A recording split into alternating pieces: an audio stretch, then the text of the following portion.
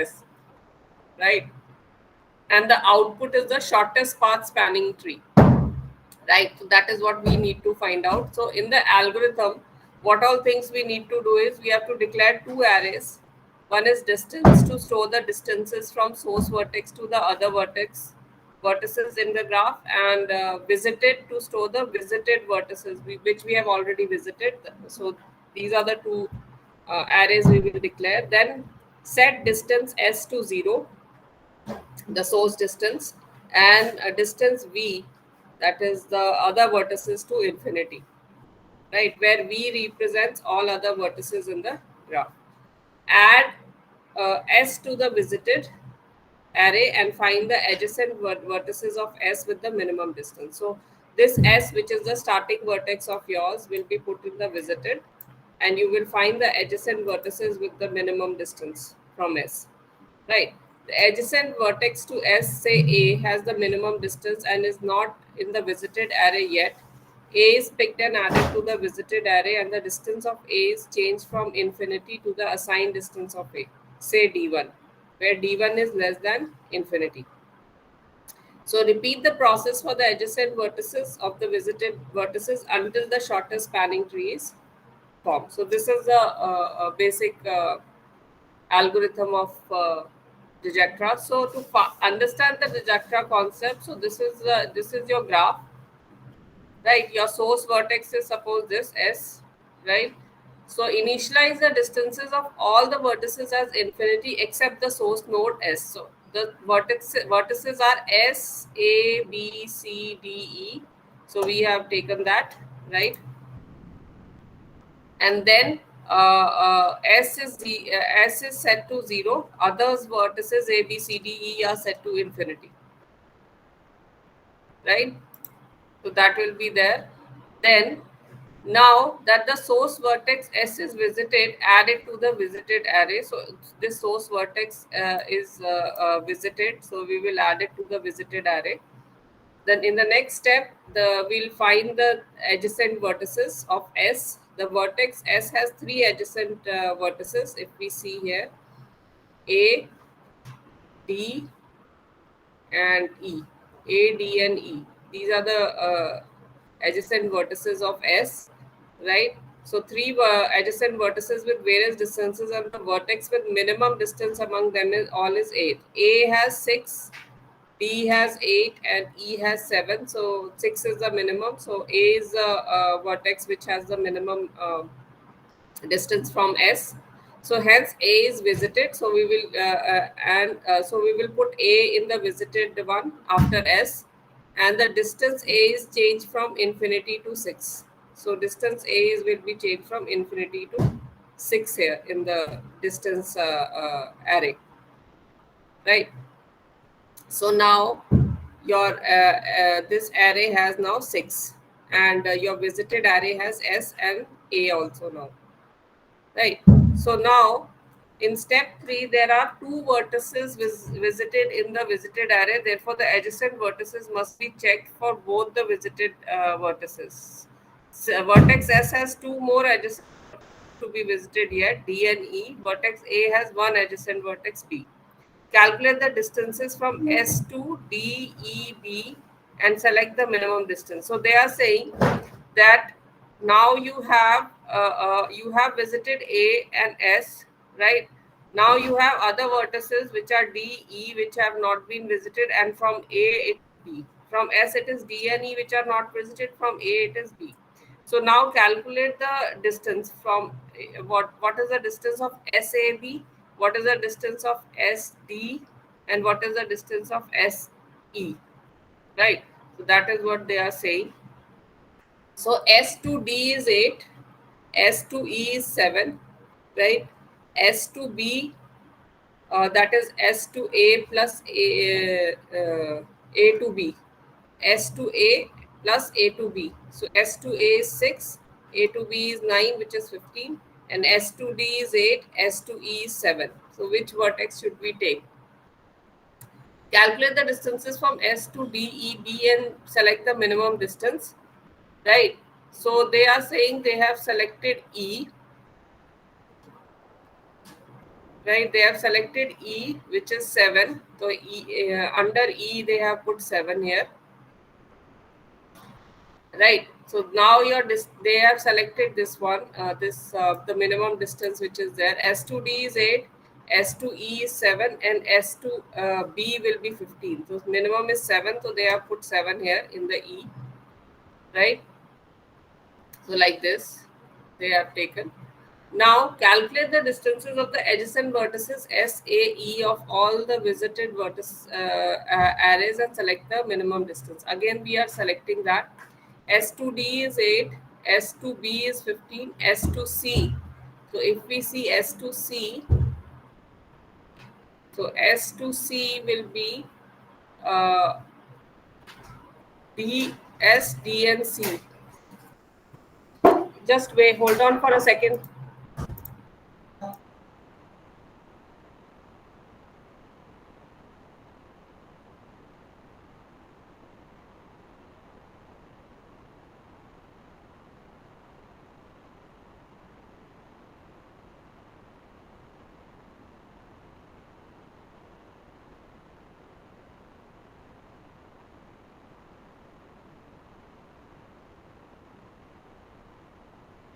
Yeah, sorry. So we were seeing that S to C, if we go, we can go by S, D, and C, 8 plus 3, right? So if we go that way, if we see the distances, so it will be S to C will be S to E plus E to C, that is 7 plus 5, which is 12. So minimum is S to D now, right? 8. So we will add in the visited D, and we will say D is 8, right? So we are seeing the minimum distances. So to B and C, we have also calculated. D and C also they have put, but the minimum which we will select is this one. Then after that, the next one, so this is your this S to A, S to D, and S to E. Then recalculate the distances of the unvisited vertices, and if the distances minimum that existing distance is found, replace the value in the distance array. So now S to C, you will see that it is 12. S Okay, so they are now finding the remaining distances. So from S to E and C also you can go to 7 plus 5, it is. S to D and C you can go to, that is 8 plus 3. So they are finding all the distances which are there of the remaining vertices which have not been visited. So S to C, if you go from E, it will be 12. S to C, if you go from D, it is 11, right? So distance C minimum. So earlier it was either you can minimum distance, either you can select it is 12 or 11. Which one you will select? So that you will select 11, the minimum distance for C. So for C you will change that to 11 here. Then S to B, if you see the next which is not visited, S to B, you can go from A to B, from S to A, then to B. So that is 6 plus 9, which is 15. And S to B, you can go from D to C to B, which is 8 plus 3 plus 12, which is 23. So 15 is the minimum. So you are selecting 15 for B, right? Distance from that. So S to A, E, D, and C. So that you have selected, right? Then the remaining unvisited vertex in the graph is B. So because you have seen that the minimum which is coming out from all these are 11, which is C. So you have selected C in the visited. And when you go ahead, the remaining unvisited vertex in the graph of is B, with the minimum distance 15 is added to the output spanning tree. So which is B is the last one, which is 15, right? This one. So you have added here in the graph, right, the 15 minimum distance. So this is your final, the shortest spanning tree is obtained as an output using the Dijkstra's algorithm. So this is the one, right? So The program implements the Dijktra shortest path problem that takes a cost adjacency matrix as the input and prints the shortest path as the output along with the minimum cost. Right. So here they have taken a int minimum distance in they are passing an array and a boolean array.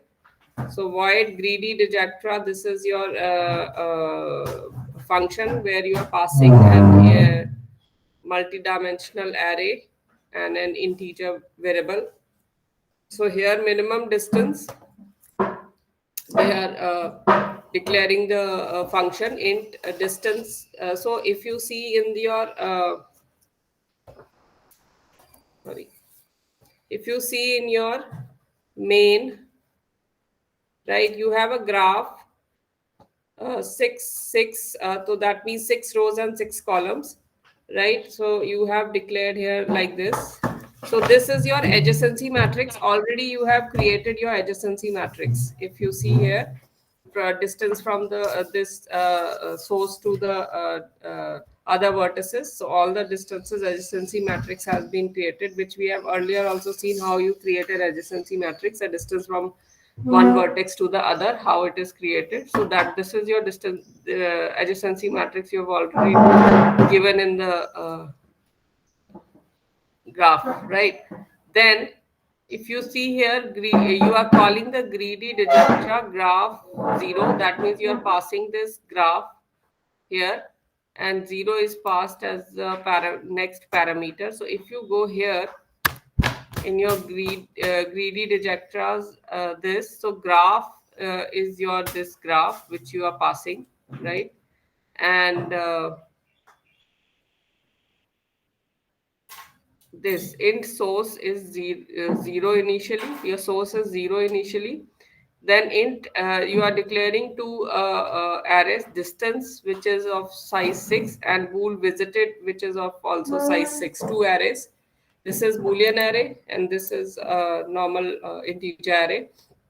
So for int k is equal to 0, k less than 6, k plus plus, right? So we are running the loop for the array. Distance k, right, is equal to int underscore max. Here they have not declared the max. You can declare the max here, right?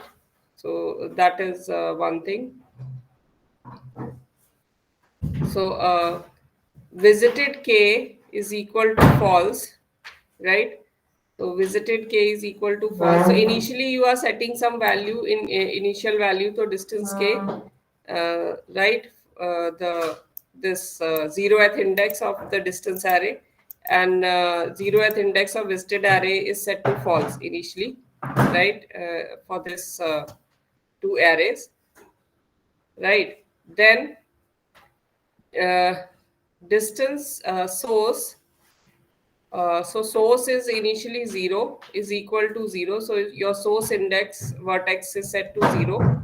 For int k is equal to 0, k less than 6, k plus plus, int m is equal to minimum distance disk visited. So you are finding the minimum distance of other visited vertices. So you in the minimum distance function you are passing distance and visited. So here if you go to the minimum distance function, you are passing distance and visited, with distance is integer and visited is boolean as a value. You are setting int minimum is equal to int max, right? The minimum value you are setting to int max comma a variable ind, right?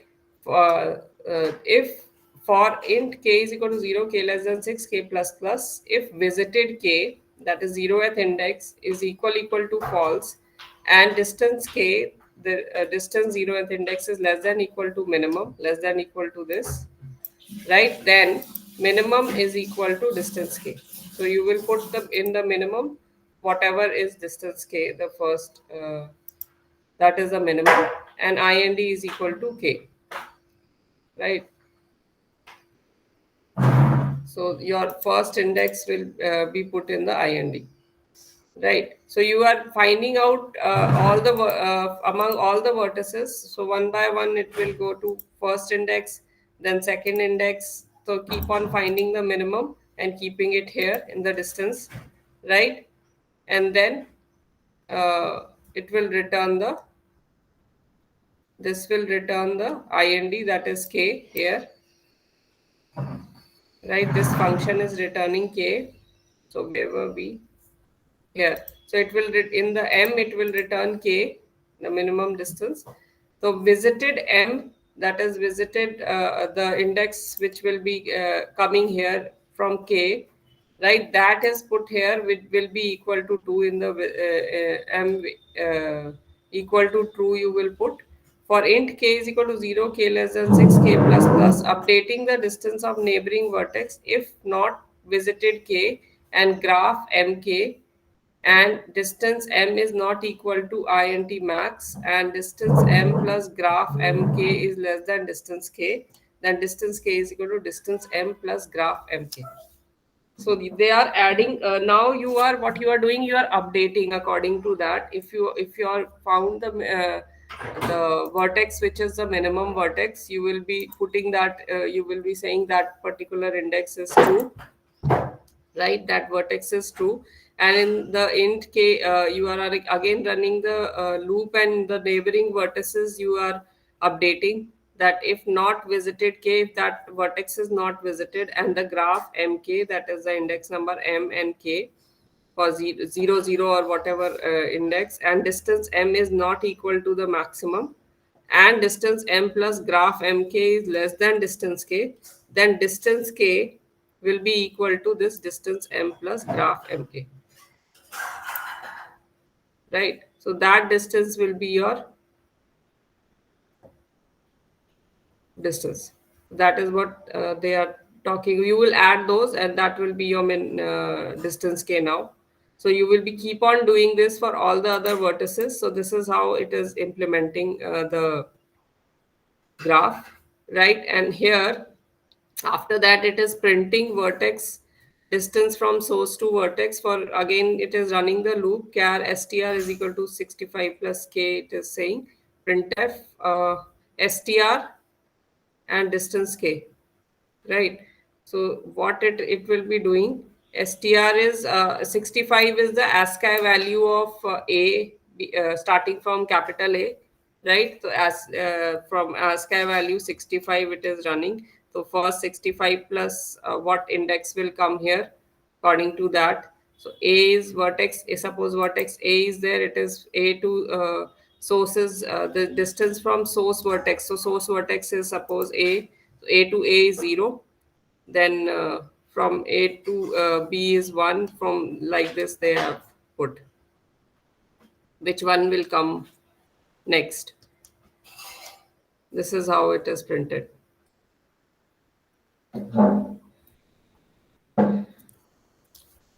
Then A to C will be 2, A to D is 4, A to E is 2, A to F is 3. This way. This is what is printed here, right? The vertex and the distance, right? According to this adjacency matrix which you are giving here. So according to your book, right, you have to implement the Dijakra's algorithm to find the shortest path algorithm from different sources to the rest of nodes in the following graph, and show all the intermediate processes. So you have A, B, C, D, E, F, uh, G, up to G. You have vertices. So these are the weights also they have given here, right? So it is a directed graph, you should see that. So according to that you can create the adjacency matrix, right? Like they have created here, uh, this way. You, how many vertices you have? 1, 2, 3, 4, 5, 6, 7. So 7 vertices are there. So according to that you have to create the adjacency matrix. 7 rows and 7 columns, right? So according to that, then you will decide A to A is 0, A to B is 6, right? A to G also you have, other vertices you don't have to put zeros, that way. So you have to create a matrix. then you can apply in this program only, this thing. This is one part of it, right?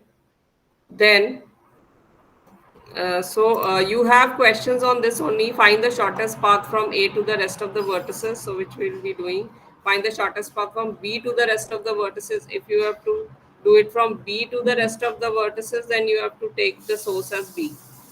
That is what is there. So that can also be done, right? So find the shortest path from A to the rest of the vertices, but there are negative weights. So negative weights cannot be solved by Dijakra's algorithm. It only implements non-negative weights. So remember that, right? Then comes your minimum cost spanning tree. So now minimum cost spanning tree, the single shortest path for Dijekta, minimum cost spanning tree is connected subgraph S, graph GVE is said to be spanning tree if and only if it contains all the vertices of graph G and have minimum total weight of the edges of G, right? Spanning tree must be acyclic, that means there should not be any cycle. A spanning tree whose weight is minimum over all spanning trees is called a minimum spanning tree or MST, right? And in this you have Prim's and Kruskal's algorithm. Two algorithms are there. So if we talk about minimum spanning tree, so a connected subgraph, we have already seen that. So Prim's minimum spanning tree algorithm is one of the efficient methods to find the minimum spanning tree of a graph. A minimum spanning tree is a subgraph that connects all the vertices present in the main graph with least possible edges and minimum cost, sum of the weights assigned to each edge. So the algorithm, similar to any shortest path algorithm, begins from a vertex that is set as a root and walks through all the vertices in the graph by determining the least cost adjacent edges. So suppose this is your graph and you have to start from the vertex A, that is your root or source vertex. Now you have to see the minimum distance. So Prim's algorithm, to execute the Prim's algorithm, the input taken by the algorithm are graph G, V, E, and where V is the set of vertices and E is the set of edges, and source vertex S. A minimum spanning tree of graph G is obtained as an output. So declare an array visited to store the visited vertices and firstly add the arbitrary root, say S, to the visited array, which we have done in the earlier Dijktra also. Check whether the adjacent vertices of the last visited vertex are present in the visited array or not, right? If the vertices are not in the visited array, compare the cost of edges and add the least cost edge to the output spanning tree. So you will find out which is the least edge and you will add it to the spanning tree. The adjacent unvisited vertex with least cost edge is added into the visited array, and the least cost edge is added to the minimum spanning tree output. So adjacent unvisited vertex which has the least cost will be added to the visited, that you have visited that vertex, and least cost edge is added to the minimum spanning tree output, right? Step 2 and 4 are repeated for all the unvisited vertices in the graph to obtain the full minimum spanning tree output for the given graph. Calculate the cost of the minimum spanning tree obtained. So here again, find the minimum spanning tree using Prim's method greedy approach for the graph given below with S as the arbitrary root. Right. So suppose S is your root node or source node. From there, what is the minimum spanning tree you will find out. So first you will create a array, visited array to store all the visited vertices into it, which is right now V is equal to empty array we will create. Arbitrary root is mentioned to be S. So among all the edges that are connected to S, we need to find the least cost edge. So first we will put S in the visited array here, right? And S, and we will find the minimum which is there. So you have S to A and S to B. S to B is the minimum 8. So you will select S to B 8 here, and you will put in the visited vertices S and B. Right. Now, since B is the last visited, check for the least cost edge that is connected to the vertex B. So now from B, we will not select the other A or the other vertex which is not visited A. We will from B, we will see which is the minimum. Right. So now from B vertex, you have B to A, you have B to A, you have B to C, you have B to E. right? So B to A is 9, B to C is 16, B to E is 14. So the minimum is 9, right? So hence B to A is the edge added to the spanning tree. So S, B, and A now are visited. So this is your graph now, right? Now since A is the last visited, so from A you will check the least cost from A vertex A now. So from A to C you have, A to E you have, right? So again from A to B also is there, but we don't want the to make it a loop. If I select A to B, so it will become again come back here only, and B is already visited, so we will not take this one. A to C is 22, A to E is 11, so we will select the minimum A to E. So we will select the visited one is E. So now your graph will be like this, right? Then since E is the last visited, check for the least cost edge that is connected to vertex E. So E to C is 18, E to D is 3. So E to D is added because it is the least. So D is added to the visited. So now this one is like this. Since D is the last visited, check for the least cost edge that is connected to the vertex D. So from D to C you have 15, and D to E to D you have 3.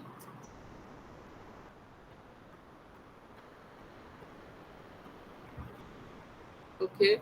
E to D we have already selected, I think. So why are we taking E to D? D to C we have 15. So that is the only thing which is left here if in the graph, right? D to C, because they are saying D to E and D to C. So D to E, so we have already selected E. So we will not go there. D to C we will select.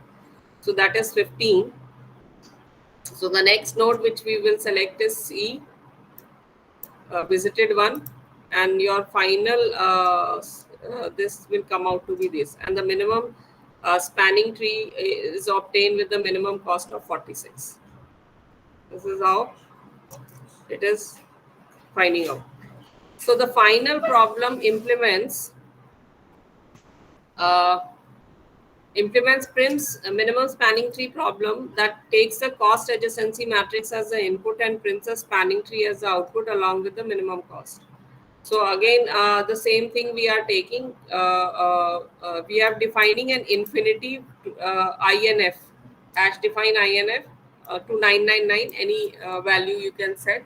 Hash define max to 10, right? So we are saying G1010. That means 10 rows and 10 columns. Max is 10 because, and we are making the adjacency matrix here. They have created a 3 by 3 matrix, but you can set any max value here. You can initialize whatever you want. So 0, 19, and 8. So if you see here,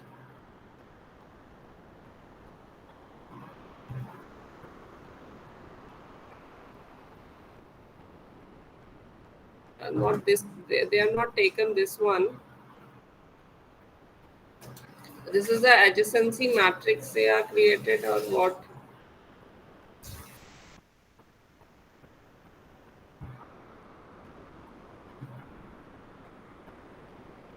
This is the adjacency matrix. I think this is the adjacency matrix. So this is they have created. Then int s max again 10 10 size comma, and they have declared another array. Int prims, right? So this is the function they are making, and in the main int ij and cost. This is the variables they have declared. N is equal to 3. Cost is equal to prims they are calling. So what is prims doing? So when you call prims, you are in that prim you are declaring an array C max, right? Int UV minimum distance max from max. So from and distance are two arrays, right? With the distance max with the maximum of 10, right? And from is also having maximum 10 size. Int visited max, and another array they have created, and NE, I, minimum cost, J, these are the variables they are declaring, right? So create cost matrix spanning, so matrix they are saying For I is equal to 0, I less than n, I plus plus. So because if you have a 2 by 2 matrix, so they are having two for loops you have to have. So for row and column. So for I is equal to 0, I less than n, I plus plus is a 3 by 3 matrix. If you see here, what we have here, right? So that is n is 3. That's why n we have kept here 3. Where was it? Here, size of the array, right? And for j is equal to 0, j less than n, j plus plus, if gij, so g is what? G is your graph. This you have declared outside. If gij, that is g00 is equal to 0, cij is equal to inf, infinity. Right, what they are saying is that your gij, the first index, the first value of the source index is 0, right? 0 0. Then you will set the in cij, which you have declared here, the array, the values there in the cij as infinity, else cij is equal to gij, else you will put cij is equal to gij, right? And you will say Sij is equal to 0. The source index will be equal to 0. So they have set it like that. So then distance 0, then initialize visited, distance and from. So distance 0 is equal to 0, visited 0 is equal to 1, right? So first index, they are saying distance 0 is equal to 0, they are putting, visited 0 is equal to 1, they are putting, right? Because first index has been visited, and the first index is 0. Distance from first index to first index will be 0 only. That's why for I is equal to 1, I less than an I plus plus, distance I is equal to C0I.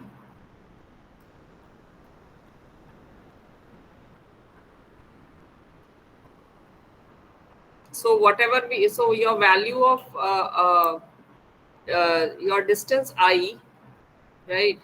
That is the your first index has been of distance has been set to 0, because that will be your source distance from the source. Then distance I, that is first index of one th index. 0th index is already covered. 1th index of distance I is equal to C0I. C0I means the index of 0th column and first row, 0 1. So 0 1 will be equal to distance I, and from I will be equal to 0, and visited I will be equal to 0. Right. So this is what we are initializing. We are initializing the visited, distance and from arrays. This we are initializing. Then minimum cost is equal to 0. So the because we have to calculate the minimum cost spanning tree, so we are keeping a variable minimum cost also 0. Ne is equal to n minus 1, number of edges to be added. So Ne is equal to n minus 1. Number of edges to be added will be n minus 1. If there are 3 edges, then you have to, or 4 edges, well, how many number of edges are there? Minus 1 you have to take. So while Ne is greater than 0, right, minimum distance is equal to infinity. Find the vertex at minimum distance from the tree. So minimum distance is equal to infinity, INF. For I is equal to 1, I less than n, I plus plus, if visited I is equal to 0, right, and distance I is less than minimum distance. So minimum distance is we have set to infinity, which is 9999. So they are saying if your visited I is equal to 0, right, and that is the first index is equal to 0, and with distance I, whatever is the at index number 1, whatever distance is less than minimum distance, then V will be equal to I, right? That index will be that, and minimum distance will be equal to distance I. So you will take that minimum distance, and your vertex will be equal to that I, and U will be equal to your U will be equal to from V, that vertex, right? So U will be equal to that, Insert the edge in spanning tree. You are putting in a S spanning tree. SUV is the array. U and V. So you are putting that vertex. The sorry, the array with zero with the multi-dimensional. So V will be your column and U will be your row. You will put it here equal to distance V. You will put that distance V at vertex, whatever index number we will get. First index it will get, I think, 1, right? So that particular distance which is coming out will be put in this SUV, right? And SVU is equal to distance V. So So in the column you will put as distance v. In the row you will put distance v. That is what they are telling you. SVU and SUV, and you are decrementing this NE which we have created here. So again it will check whether NE is greater than 0. If it is greater than 0, again it will do the same thing. Check the minimum distance, right? When number of edges to be added are not no more, then it will come out of the loop, right? Updating the distance array. So here also inside the for while loop, for I is equal to 1, I less than and I plus, if visited I is 0 and civ is less than distance I is equal to civ from I equal to v. So this also you are doing. Then you are also adding in the minimum cost. Minimum cost is equal to minimum cost plus CUV. So you are adding the cost also. So here you are checking the cost also. What is the cost of that particular value? So minimum cost is added in that one by one, whatever value is there in CUV, and then you are returning the minimum cost by the this prims is doing that, right? This prims is doing that. It is returning the minimum cost. So here what will you get? So here you are calling prims. In the cost you will get the minimum cost here. Then spanning tree for I is equal to 0, I less than I plus plus printf slash n. So the S values will be printed, whatever is in the S array, the spanning tree array, and the minimum cost will be printed like this. So what they have put these values in the, yeah, these values have been put in your graph, right? So now they are getting the spanning tree as this 008 0013 813 0. Minimum cost is 26. That means they are saying from this to this the distance is this much. So whatever vertices are selected, that is what they are saying.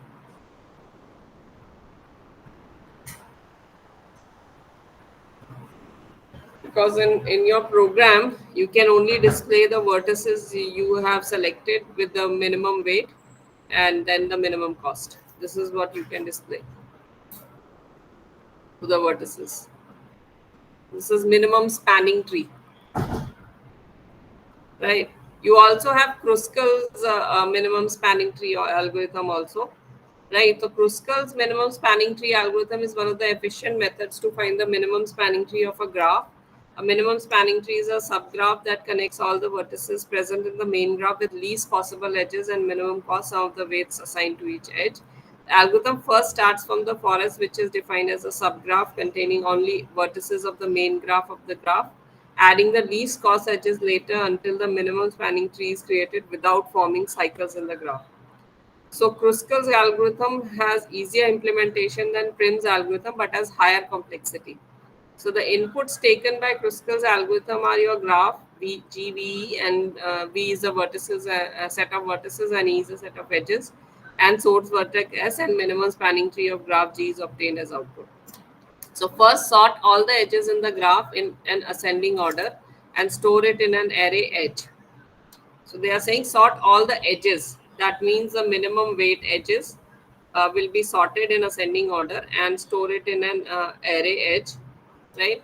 Construct the forest of the graph on a plane with all the vertices in it, right? Select the least cost from the edge array and add it to the forest of the graph. Mark the vertices visited by adding them into the visited array. So now you have sorted all the edges according to their weights, right? And from a graph forest, right? You will also take a graph, another graph, and in that you will keep on selecting the least edge from the edge array, and you will add it to the forest graph, and you will mark the vertex as visited by adding them to the visited array. Repeat the step 2 and 3 until all the vertices are visited without having any cycle forming in the graph. When all the vertices are visited, the minimum spanning tree is formed. Calculate the minimum cost of the output spanning tree form. So again, in this, this is the graph they have taken.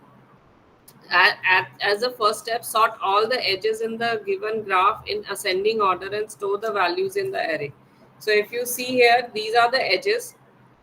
You have B to D is the minimum, 5, right? So this is the first one. A to B, 6. So you are setting that C to F 9, F to E 10, B to C 11, G to F 12, A to G 15, D to C to D 17. So this way you have selected the graph according to the cost of their edges, minimum from ascending order. So you have sorted that. Then construct a forest of the graph given on a single plane, right? Like this. You have only edges now, right? Only vertices now. From the list of sorted edge cost, select the least cost edge and add it to the forest in output graph. So B to D is the least. You have selected that. The minimum cost is 5. Your visited array will be B and D, right? After that, similarly, the next least cost is B to A 6. So we add it to the output graph. So B to A is also added, right? To the so B, D, and A are the visited now. Then the next least is C to F 9 added to the graph. So C to 9 is separately added because it is not connected to this one. So the minimum cost is coming out to be 5 plus 6 plus 9, which is equal to 20. So B, D, A, C, and F is now your thing. Now the next edge to the added to the output is F to E, which is 10. So 5, 6, 9, and 10, which is 30. So F and E you have added here. Then after that, the next least is B to C, which is 11. You are adding 11,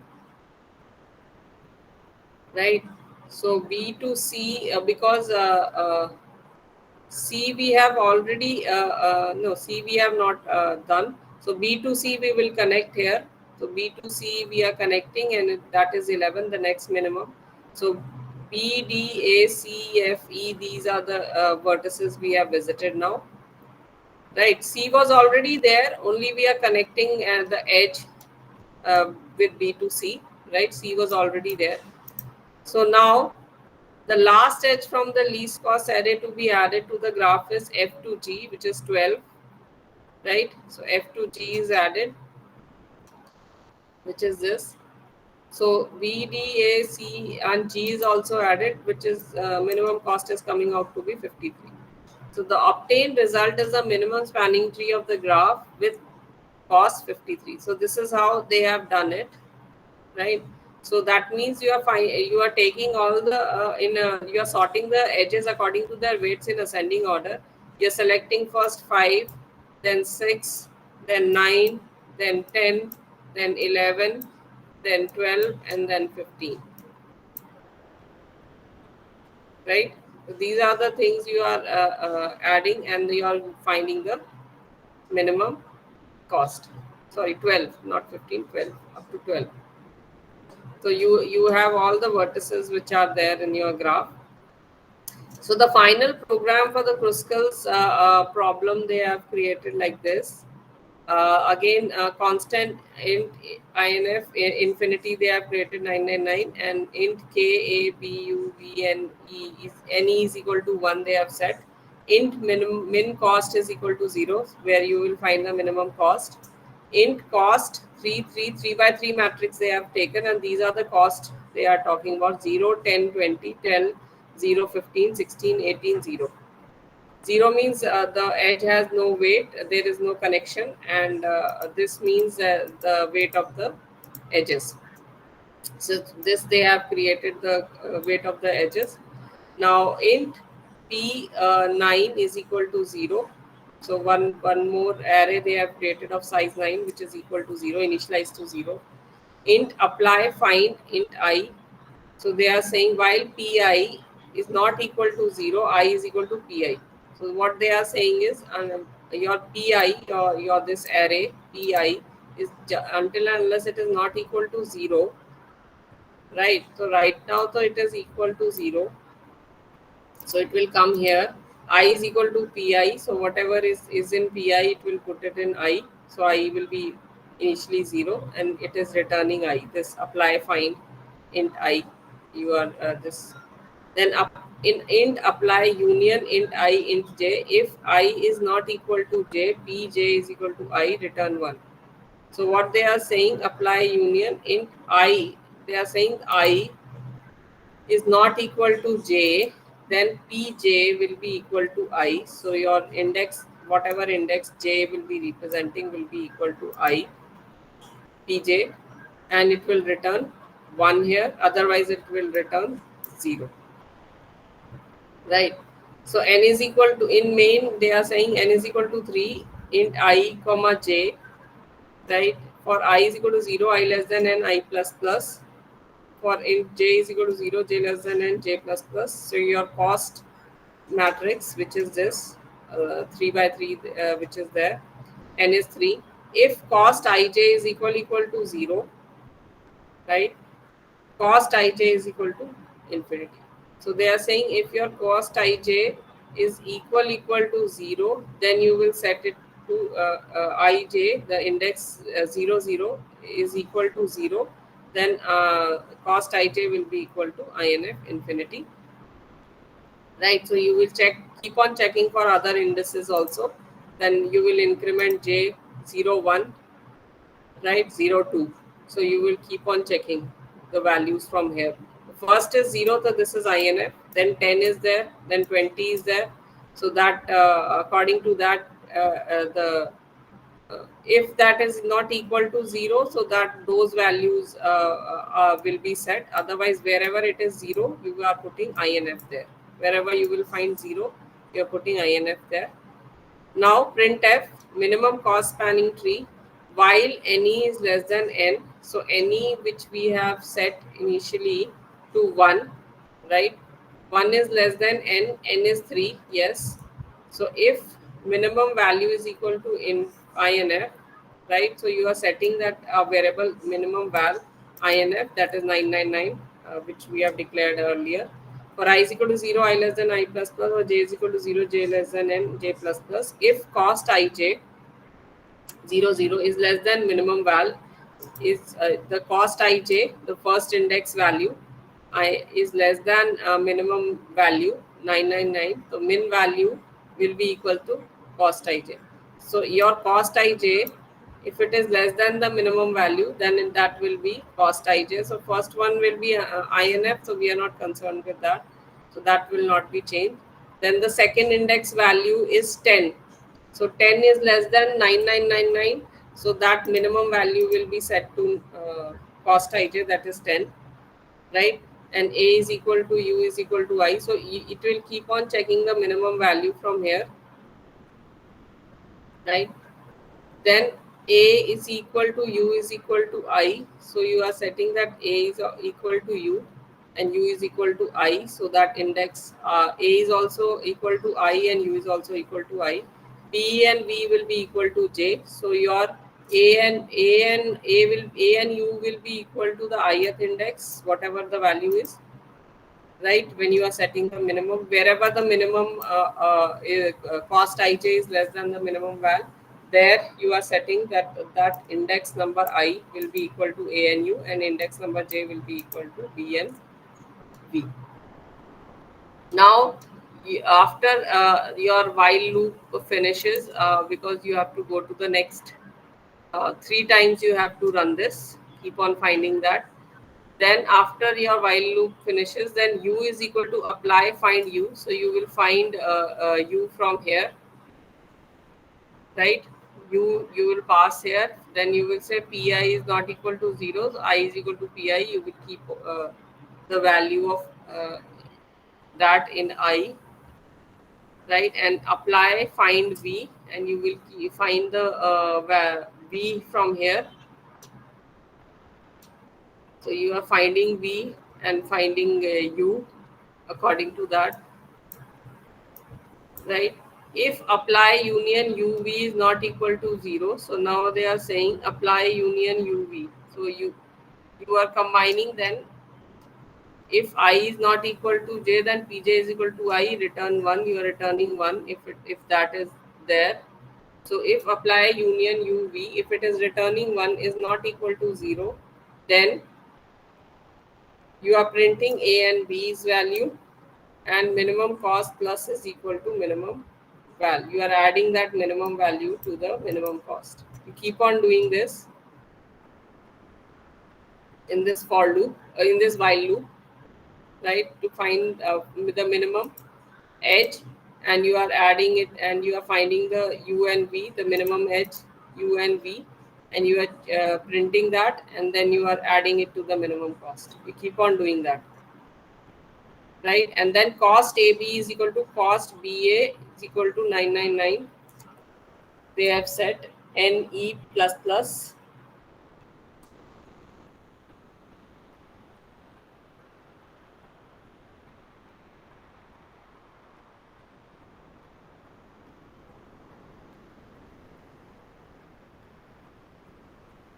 So they are adding, they are incrementing NE, because you have to check also what is the NE's value. So this is what they are doing.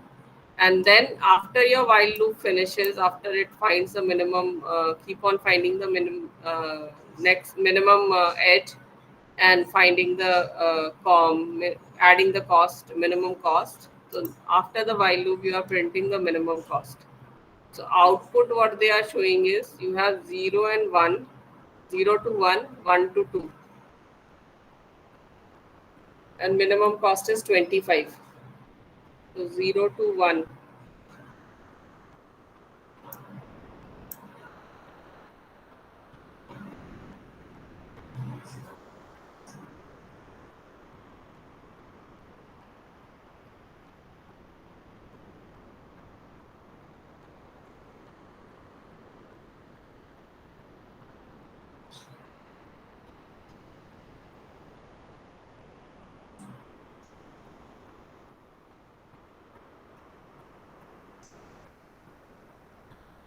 You see here, let me see.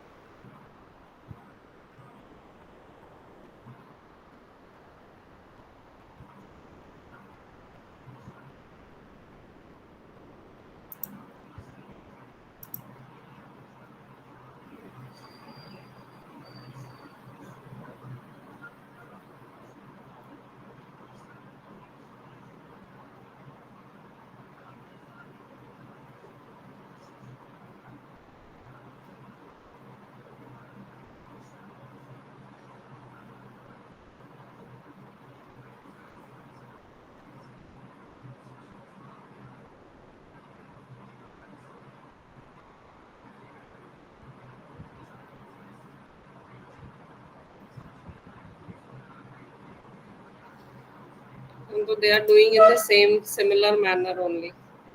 Same things are there.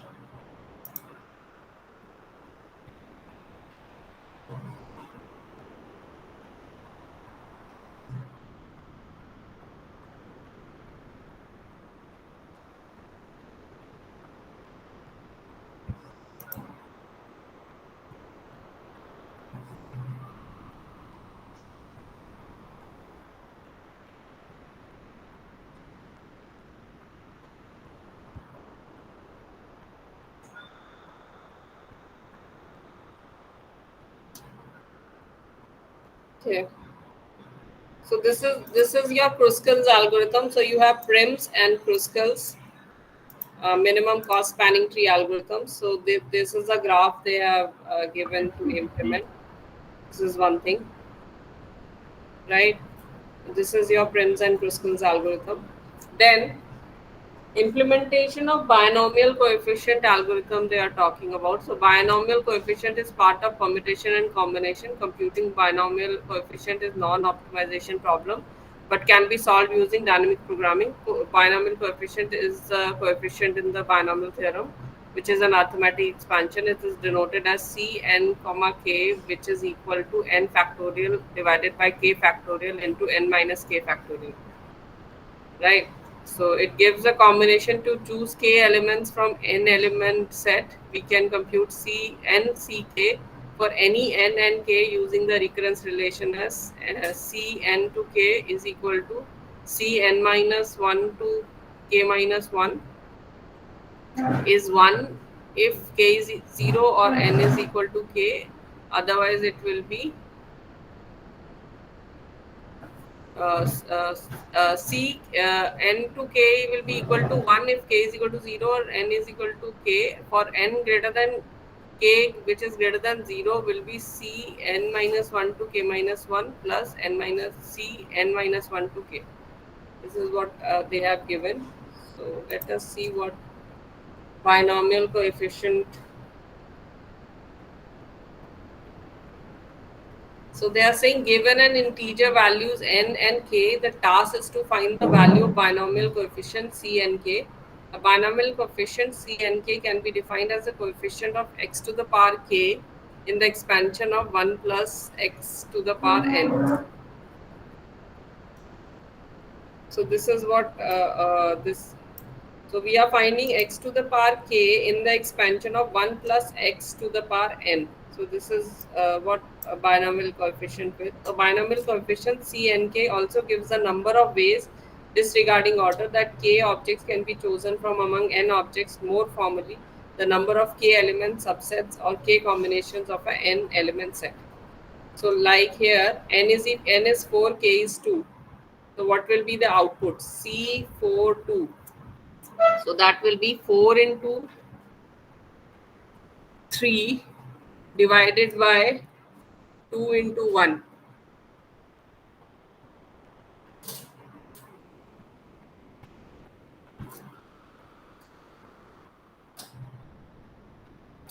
So your formula is this one. What is this? N factorial divided by k factorial multiplied by n minus k factorial. No, n factorial divided by k factorial. N factorial is 4 factorial. 4 factorial divided by 2 factorial into n minus k factorial. So how much will that be?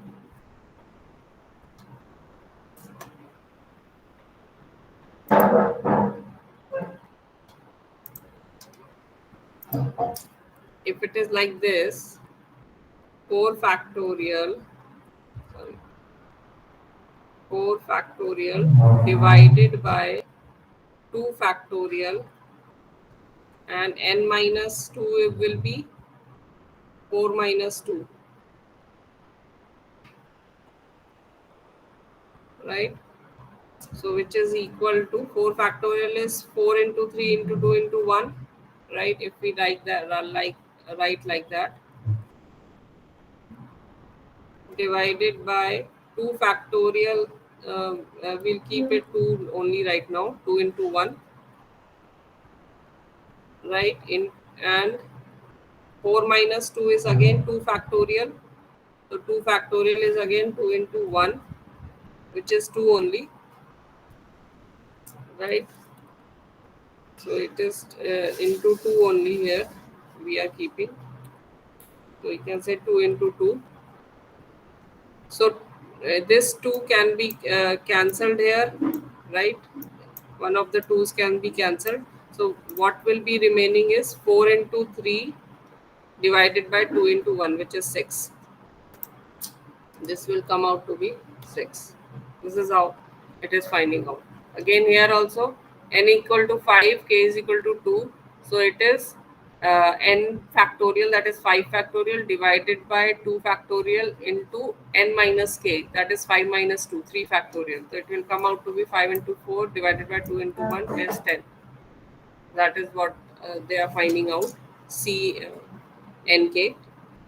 So using recursion, or the idea is to use recursion to find Cnk. The value of Cnk can be recursively calculated using the following standard formula for binomial coefficient. Cnk is equal to Cn minus 1 comma k minus 1 plus Cn minus 1 comma k into Cn comma 0, which is equal to Cn comma n, which is equal to 1. So we just need to make recursive calls to Cn minus 1, k minus 1 and Cn minus 1 comma k.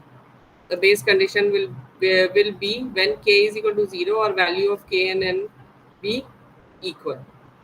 So here in the program they are finding out through that only. So they are saying int binomial coefficient function they have created, they are passing int n and int k. So this thing you need to find out, this one,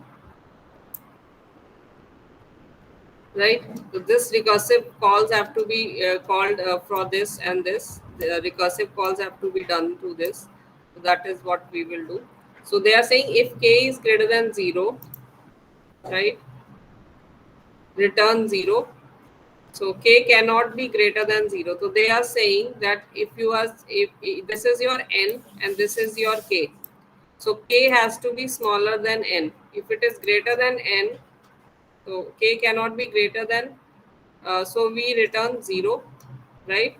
That is your base condition where k and n are equal or k is equal to 0.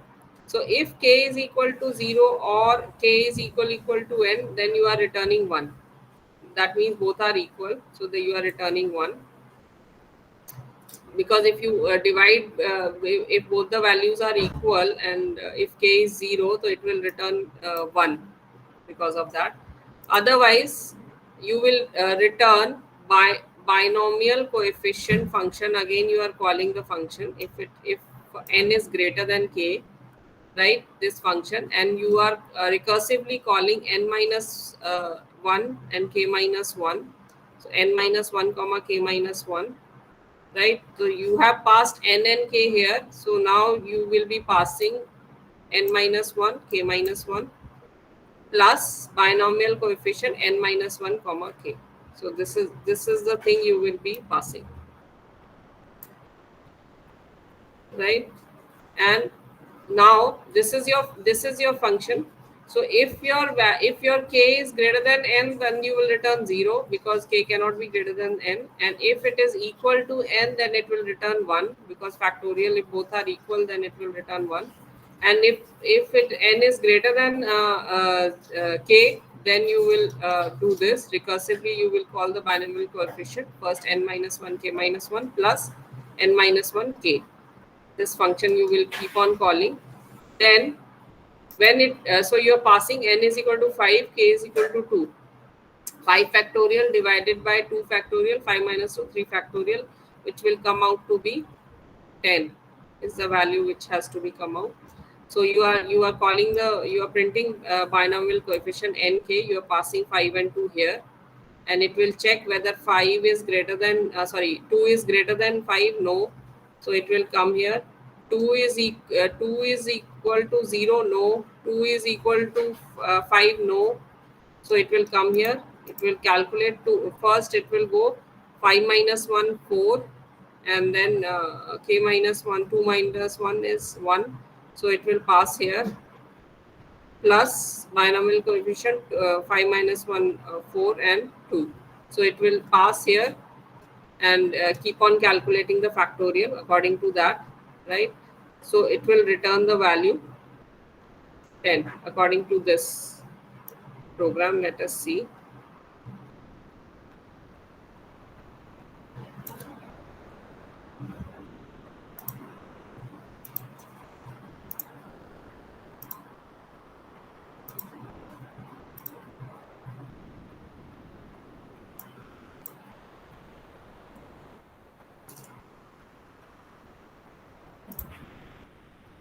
So 10 is returned here. So 10 is the binomial coefficient which is returned here. This is how you are finding out the binomial coefficient. You can also put 8 and 3, so whatever will be the solution. So this is what needs to be carried out. This is what needs to be standard formula which you need to find out. That is one thing, right? So this is another solution might be overlapping sub problem. So we will use dynamic programming algorithm. So if you want to avoid this one, you can also use dynamic programming. So in this binomial coefficient in n and k are passed. Int c k plus 1, c you have taken an array, and k plus 1 you are passing to that. Mem set c0 size of c. So you are finding out the memory set here. C0 is equal to 1, right? You are setting initial value. So the array for I int I is equal to 1, I less than n, I plus plus, right? So n is your this, right? Then for your for int j is equal to minimum I k, I greater than 0, j minus minus. Cij is equal to cj plus cj minus 1.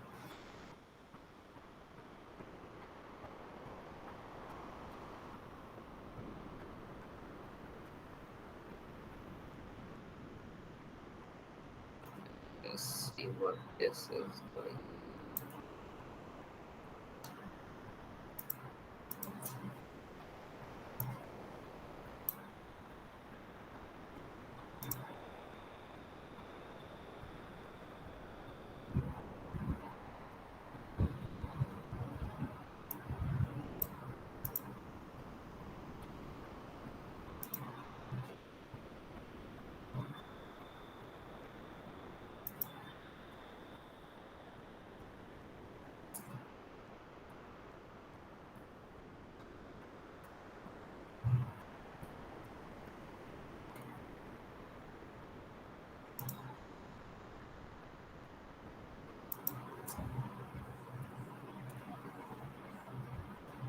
C, this is a C compiler.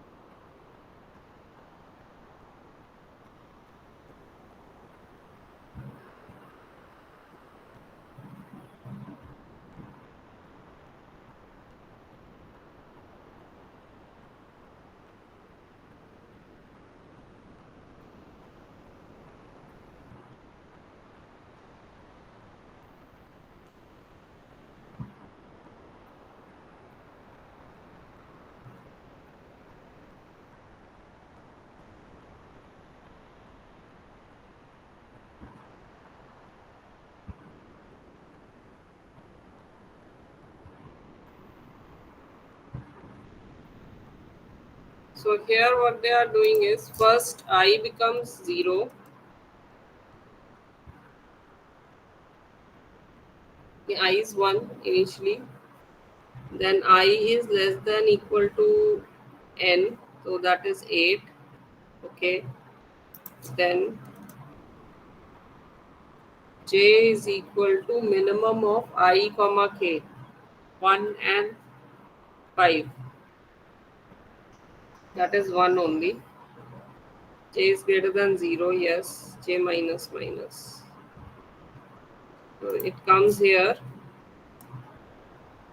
then Cj, that is index number 1, is equal to Cj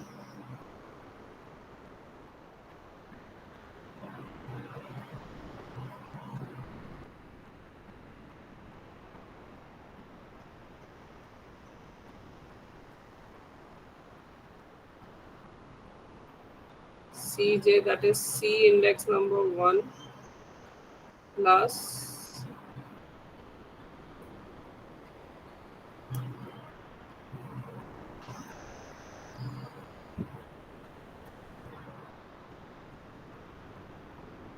J minus 1 means 0.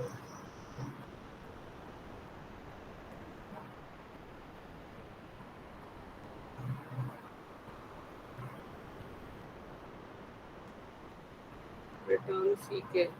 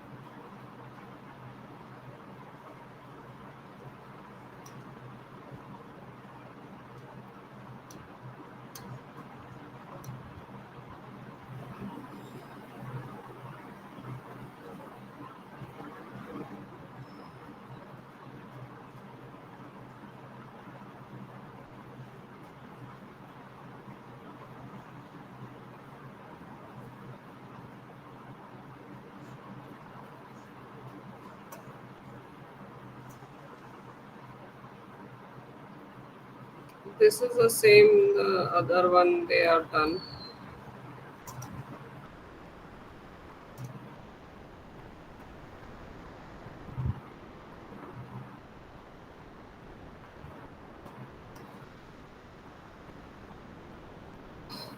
This is one more example. This is dynamic programming, but the recursive one is this one, which where you are using this.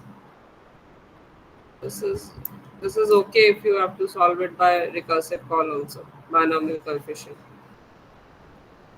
n minus one. This is also the same recursive call they are choosing. Then the next one is Floyd and Warshall's algorithm for all pair shortest path algorithms, right?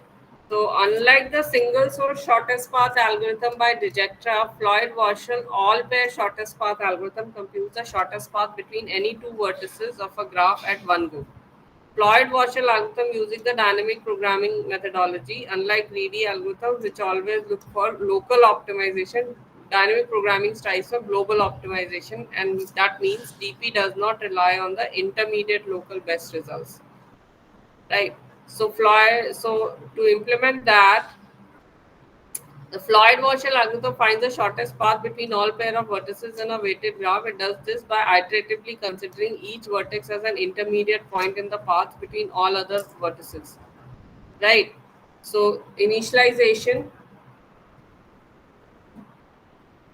create a n by n matrix distance where n is the number of vertices. So first you will create a matrix by of distance of n by n size, right, where n is the number of vertices, and initialize distance ij with the edge weight between vertex I and j, right. You will initialize with the edge weight between I and j. If there is no edge, initialize with infinity, a very large number.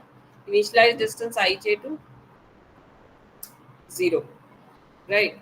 Then iterate through each vertex k from 1 to n for each pair of vertices I and j, So you will iterate through each vertex k from 1 to n. So for each pair of vertices I and j, check if the path from I to j to k is shorter than the current path from I to j. So you will say distance ij is equal to minimum distance ij, comma distance I k plus distance kj. So they are saying that you will iterate from each vertex k from 1 to n. So you will go to from each vertex. For each pair of vertices I and j, check if the path from I to j through k is shorter than the current path ij. So you will check the distance currently is the minimum, or from I to k to j is the sum of that distance is the minimum. So you will check that. Then after the iteration, distance ij will contain the shortest path between vertices I and j. So that is one thing, right? So that is your result, right? So in Python, it is implemented this way, that they have with depth you create a function. So Floyd Warshall graph, find the shortest path between all pair of vertices in a weighted graph. So this they have given argument graph a 2D list representing the graph's adjacency matrix. Graph ij is the weight of the edge between vertex I and j. If there is no edge, the value should be infinity, a large number. Returns a 2D list representing the shortest path distance between all pair of vertices. So if you see here, this is your graph, right? A 2D list where you have this list of this is vertex 0. From vertex 0 to you have 1, 2, 3, 4, 5 vertices. So vertex 0 to first vertex, what is the length, and from first to second, something like that they have given. So they have given the adjacency kind of a matrix. So this is vertex 1, vertex 2, vertex 3, and vertex 4, right? From vertex 4, what is the distance to other vertices? So that is how the graph has been given. Then shortest paths is equal to Floyd Warshall. So they are passing this graph to this function. So it comes here to this function graph. Now here we are saying n is equal to length of graph. So it will calculate the length with length function. You calculate the length of the graph or the list which you have given, right? So then initialize the distance matrix with a given graph value. So you are saying dist is equal to row colon for row in graph, right? So create a deep copy to avoid modifying the original graph. So you can create here that whatever the starting and ending colon means the range you are giving from the row to up to where, right, for row in graph. So that is you are initializing. Iterate through each vertex as an intermediate vertex for k in range n, right? So here n is your length of the graph. So for k in range n, iterate through all possible pair of vertices for I in range n.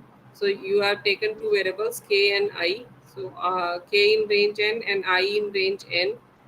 And for j in range n, so you are saying distance ij, update the distance if a shorter path is found.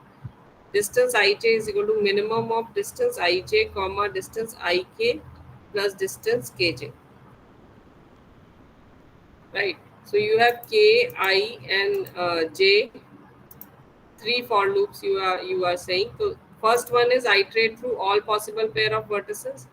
Second, you are using second and third you are using to update the shorter path from one to other. So here you are saying distance ij, this I and j will be equal to minimum distance of I, whether minimum is I distance ij or distance I k plus distance kj, and you will be returning the distance. So this is your graph. So here then print the shortest path distances for I in range length shortest path, for j in range length shortest path 0, print shortest paths I j n. So you for here also it will be printing a list again, right? This list will be printed for where you this shortest path will be returned here in the form of a list. So if we run this,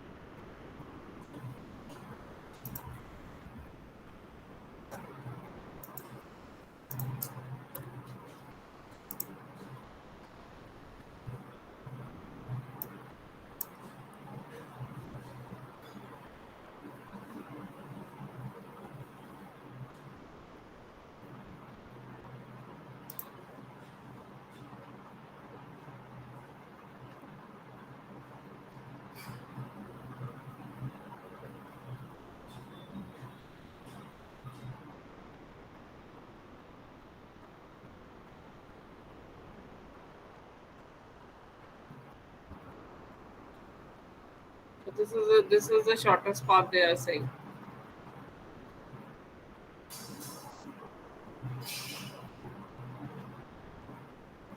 The minimum distance they will be finding out. That is how it is from zero to from first index to the third, and the third index is 2, and the fourth index is 1. This way they have found out minimum distance in this. In the form of a list only it is printed. So the code first initializes the distance matrix with the given graph's edge weights. Then it iterates through each vertex k, considering it has an intermediate vertex in the path between all other vertex pairs. For each pair of vertices I and j, it checks for the path from I to j through k is shorter than the current shortest path. If it is, distance ij value is updated. Finally, the distance finally the distance matrix contains the shortest path between all pair of vertices. So we'll just see an example. Uh, this algorithm works for both directed and undirected weighted graphs, but it does not work for graphs with negative cycles where the sum of the edge in a cycle is negative. So again, this will also not work for the negative cycle. A weighted graph is a graph which is in which each edge has a numerical value associated with it. So Floyd-Warshall algorithm is also called as Floyd algorithm, Roy-Floyd algorithm. So there are different names. So, for example, here, if you see this graph, right? So, you should not have negative weights, and it is a directed graph. So, following steps below to find the shortest path between all pair of vertices. Create a matrix A0 of dimension n into n, where n is the number of vertices. So, like here, you have 4 vertices. The row and column are indexed as I and j respectively. I and j are the vertices of the graph, right? For each cell, Aij is filled with distance from I vertex to j vertex, from this to this, right? Like this. The If there is no path from I vertex to jth vertex, the cell is left as infinity, right? So here they have created an adjacency matrix kind of a thing. So from 1 to 2 you have a path, from 1 to 4 you have a path, right? So 1 to 2 you have, 1 to 4 you have. So other so first you have set to 0 here, and from 1 to 3 you do not have. 1 to 1 is 0, 1 to 3 you do not have, to infinity, and the weight of that path is written on the thing. Then from 2 to 2 to 1 you have, 2 to 1 you have a path, 2 to 4 you have a path, right? So 2 to 1 and 2 to 4 you have a path, and 2 to 2 will be 0, and 2 to 3 is there is no path, infinity. 3 to 1 you do not have a path, infinity. 3 to 2 you have a path, that is 1, right? And 3 to 3 you do not have a path, 0, and 3 to 4 you do not have a path, infinity. So others you will put infinity, to itself you will put 0. Again, 4 to 1 you do not have a path, 4 to 2 you do not have a path, 4 to 3 is 2, and 4 to 4 will be 0. So this you will set accordingly. Fill each cell with the distance between ith and jth vertex. Now create a matrix A1 using matrix A0. The elements in the first column and the first row are left as they are. The first column and first row, the elements will be as it is, what it is given here. The remaining cells are filled in the following way. Let K be the intermediate vertex in the shortest path from source to destination. In this step, K is the first vertex. Aij is filled with Aik plus Akj if Aij is greater than Aik plus Akj. So they are saying now let K be the intermediate vertex in the shortest path from source to destination. Some K we are saying. In this step, K is the first vertex. So first vertex we are talking about. Then we are saying Aij is filled with, so Aij will be filled with Aik plus Akj if it will be filled with this value if Aij is greater than Aij plus Aik plus Akj.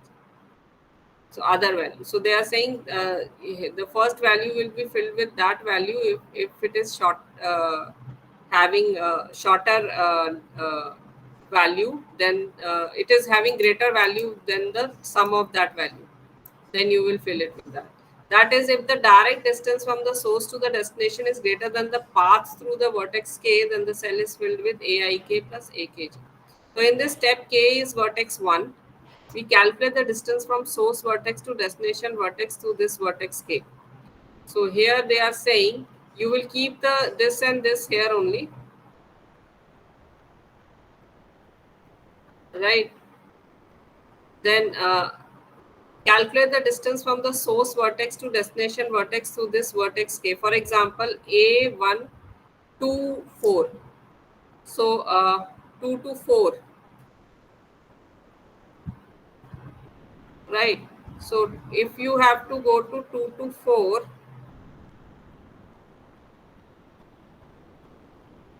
2 to 4. So if you have to go from this side, how much will that be? 2, 1 and 5. Because 1 is a K vertex is the first vertex. 2 plus 5, 7. And if you have to go directly, it is 4.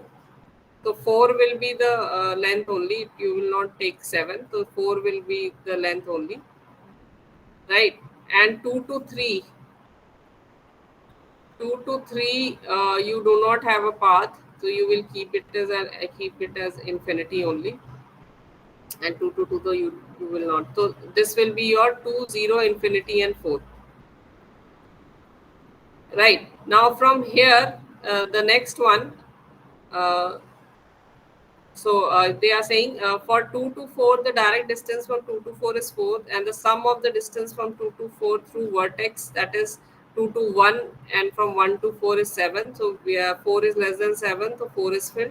Similarly, A2 is created using A1. The elements in the second column and the second row are left as they are.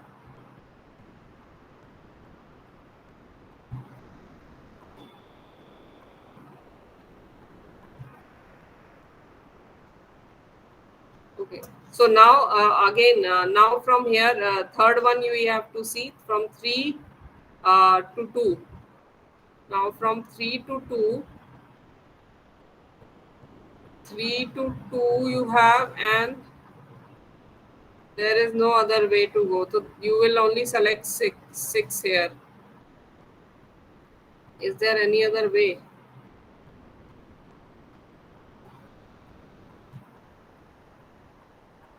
2 to 4 to 3, 4, 5, 6. Like 2 to 3 is there, matlab 3 to 2 is only this way only. Just hold on for a second.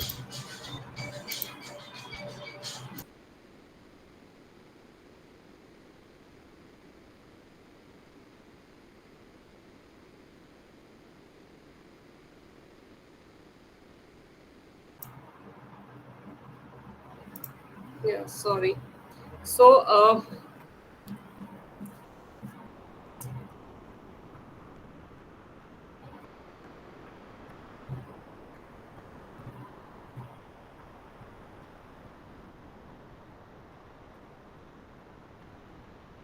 So 3 to 2, how come they have written 3 to 2 as 1? The 6 here.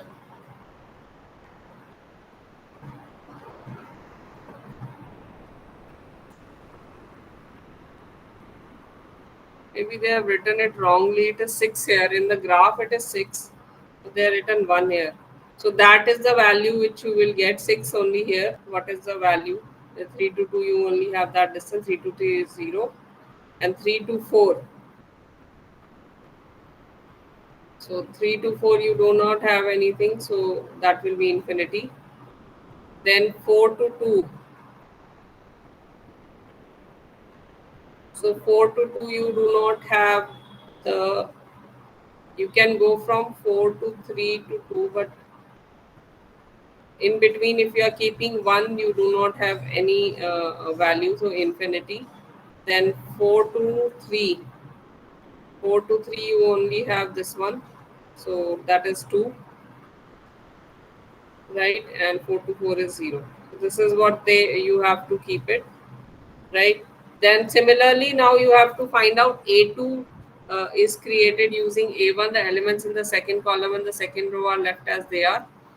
So now you have to find A2. Now you have to keep the second column, what they are saying, second column and second row are left as it is. So second column and second row will be left as it is. So they have not shown it here, but this is A3 they are showing, but A2, in A2 you have to keep the whatever you are getting here, the second column and second row should be as it is, and the others you will change the value. Then you will find, calculate the distance from the source vertex to destination vertex to vertex 2. Then you will find A3, A4 are also created in the similar manner, right? So they have created here A3, A4 in the similar manner, the distances they are finding out. Calculate the distance from the source vertex to adjacent vertex to this vertex 4. A4 gives the shortest path between each pair of vertices. So each pair of vertices, what is the shortest distance? This A4 is giving you. This is what they have found out. So here they are saying n is equal to number of vertices, A is equal to matrix of dimension n to n, for k is equal to 1 to n, for I is equal to 1 to n, for j is equal to 1 to n. A k I j will be minimum A k minus 1 I j, comma A k minus 1 I k plus A k minus 1 k j. Return A. So here in that was in Python. Now here also they are hash defined.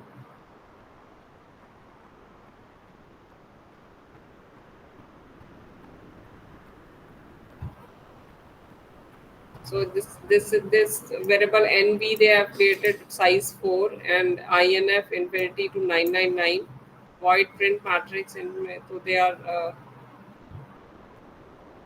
this is a print function for printing the matrix, and they are passing nv here, and Warshall Floyd in graph they are passing here int matrix nv ijk, for that is 4 and 4 by 4 they are creating. For I is equal to 0, I less than nv I plus plus. For j is equal to 0, j less than nv j plus plus. Matrix ij is equal to graph ij. So they are putting all the values from the graph here. This graph values a kind of an adjacency matrix values to this matrix here, right? So they have put it in the matrix. Now adding vertices in individually. For k is equal to 0, k less than nv, k plus plus. For I is equal to 0, I less than nv.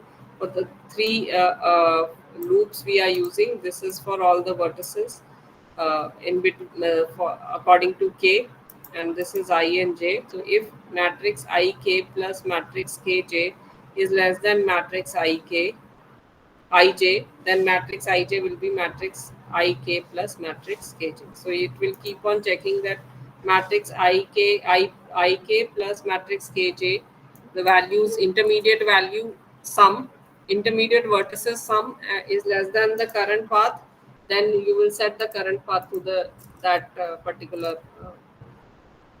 with the intermediate matrix, and if it is not, then you will keep that particular value only, which is already there, and you are printing the matrix. So printing the matrix, this is there for I is equal to this, j is equal to this, matrix I j is equal to infinity, print infinity, else print matrix ij.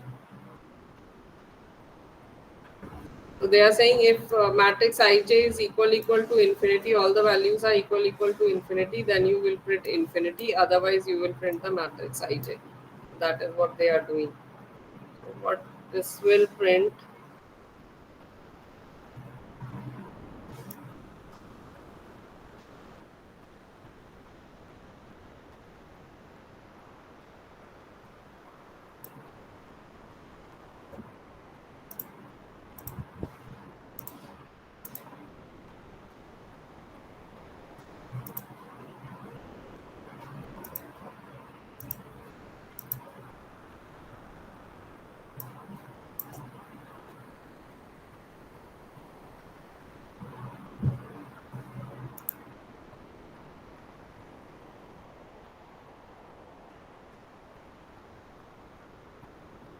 So these are the values it is printing according to this matrix or whatever is given here. Distance from all pair shortest path.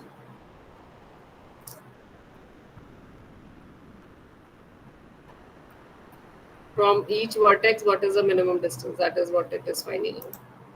All pair shortest path algorithm. That is Lloyd version.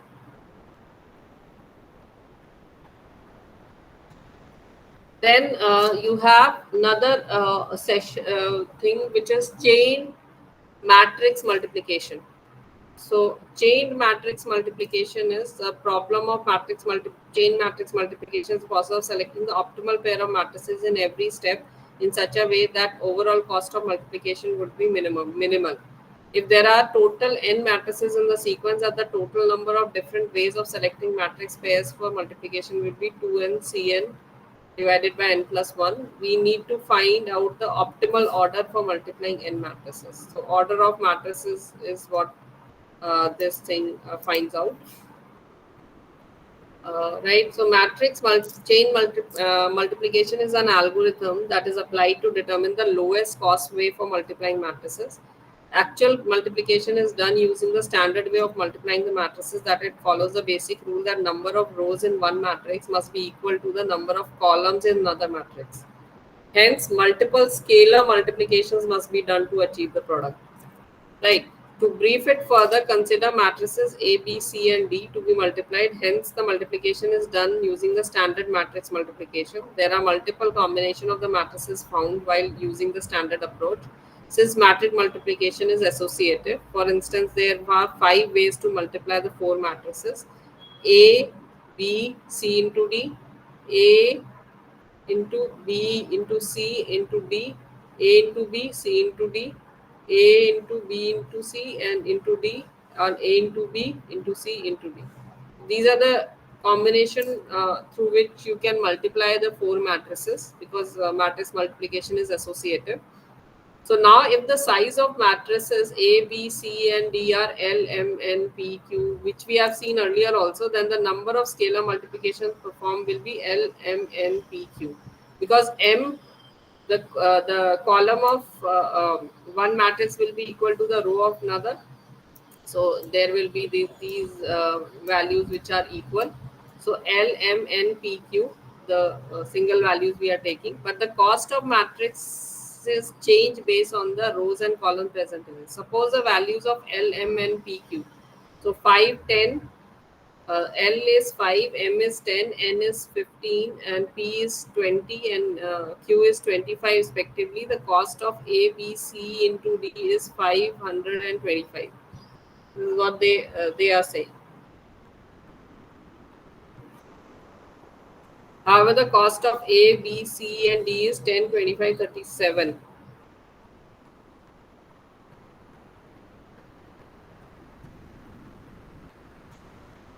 So dynamic programming approach of the matrix multiplication is adopted in order to find the combination with the lowest cost. So the matrix chain multiplication algorithm is only applied to find the minimum cost way to multiply a sequence of matrices. Therefore, the input taken by algorithm is a sequence of matrices, while the output is achieved is the lowest cost parentherization. So count the number of parentherizations, find the number of ways in which the input matrices can be multiplied using the formula Pn is equal to 1 sigma n minus 1 k is equal to 1 pk Pn minus k if n is equal to 1, if n is greater than equal to 2, Pn is equal to 1, if n is equal to 1, sigma k is equal to 1, n minus 1, pk n minus k if n greater than equal to 2.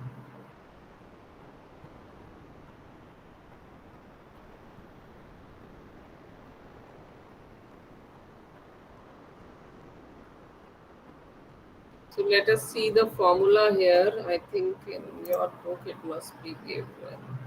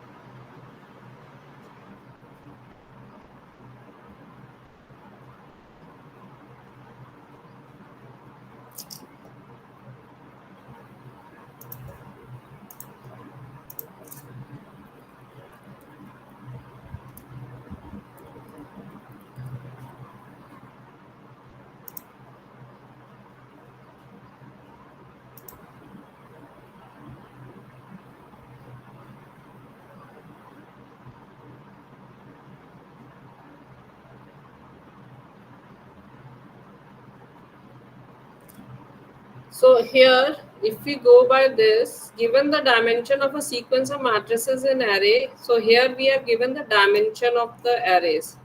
So 2, 1, 3 and 4. That is, for, there are three matrices. You have 2 into 1 uh, uh, of the first matrix, 1 into 2 of the second matrix, and 3 into 4 of the third matrix.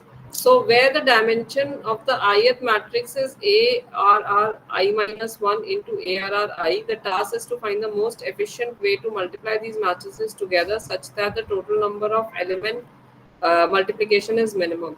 When two matrices of size m into n and n into p when multiplied, they generate a matrix of size m into p and the number of multiplication performed is m into n into p. Right. So, for example, here you have the matrix dimension as 2, 1, 3, and 4. So, output is 20. There are three matrices of dimension 2 into 1, 1 into 3, and 3 into 4. Let the input three matrices M1, M2, M3. There are two ways to multiply M1 into M2 into M3 and M1 into M2 into M3. So, there are two ways.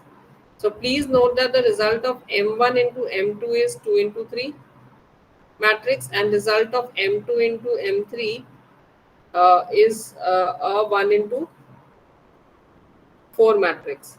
So M1 into M2 into M3 requires 2 into 1 into 3 plus 2 into 3 into 4 according to the formula. If you see here, M1 into M2 will require how much? 2 into 1 into 3, this much, right? And if we take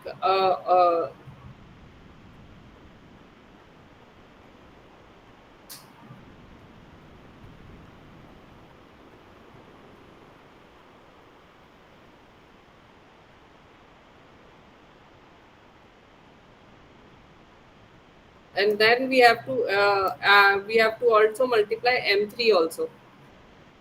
So if we are multiplying m1 into m2, so it will be 2 into 1 into 3, and it is also required to add 2 into 3 into 4,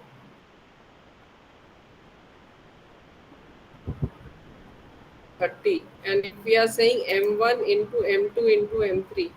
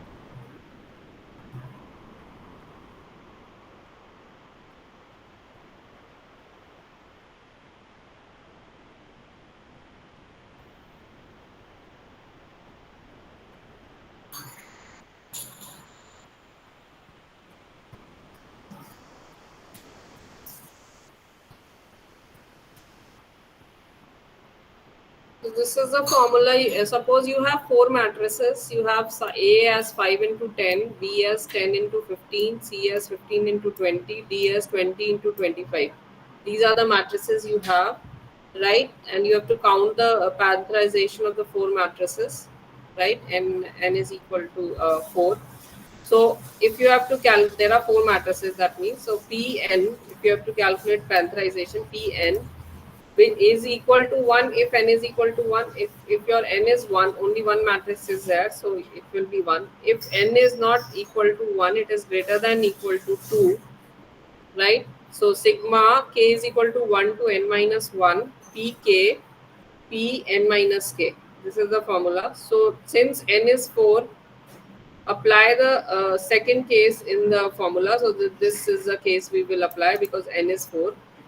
So Pn is equal to sigma k equal to 1 to n minus 1 pk Pn minus k. So P4 will be equal to sigma k is equal to 1 to 3. N minus 1 means 4 minus 1.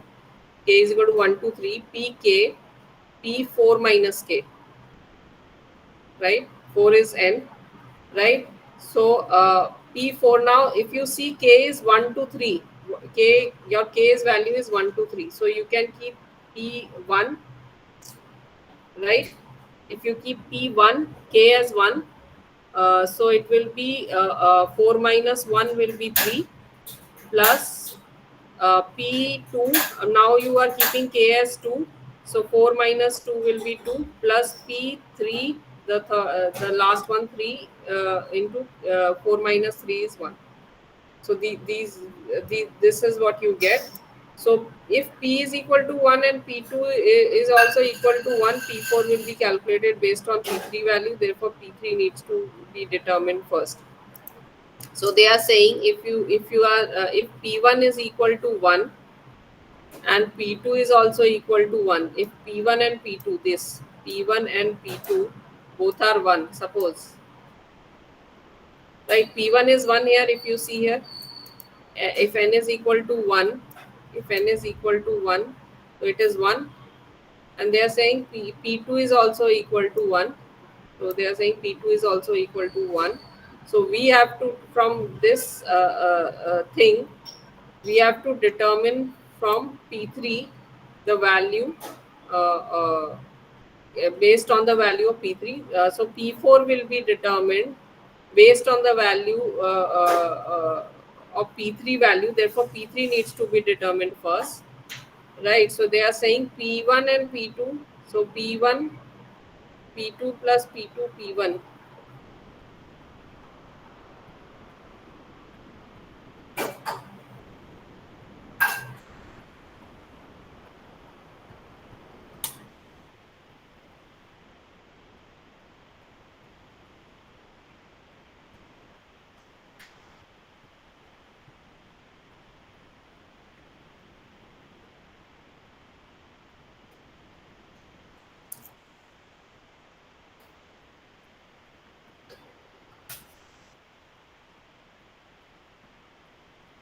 So how you will get P3? Again, you will keep it here in n keep P3. You will calculate from k is equal to 1 to 2. 3 minus 1 is 2. So Pn P1 and 3 minus 1, which is 2. So P1 into P2 plus then the next value is P2. K is 2. 3 minus 2 is P1, so P2 into P1. This formula only you will keep, so this value you will get.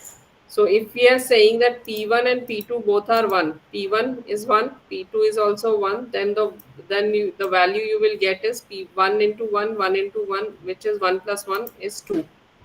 P3 will be 2. So now if you keep this value into here, in P4. So P1 into P3, right? That is 1 into 2. P3 is 2. So P1 is 1. 1 into 2 is 2. P2 into P2 is 1 into 1 is 1. P3 into P1 will be 2 into 1, which is 2. So you are getting 5. So among these 5 combination of parentheses, a matrix chain multiplication algorithm must find the lowest cost parenthesization. So there are 5 parentheses they are talking about. The, so here they are talking about the table above is known as a cost table, where all the cost values calculated from the different combination of parentheses are stored, which we have seen earlier also. Another table is also created to store k the k values obtained as at the minimum cost of each combination. So this is your cost table, and according to different calculated according to different parameterization, and this is the k table for the minimum cost of each combination, what is the k selected.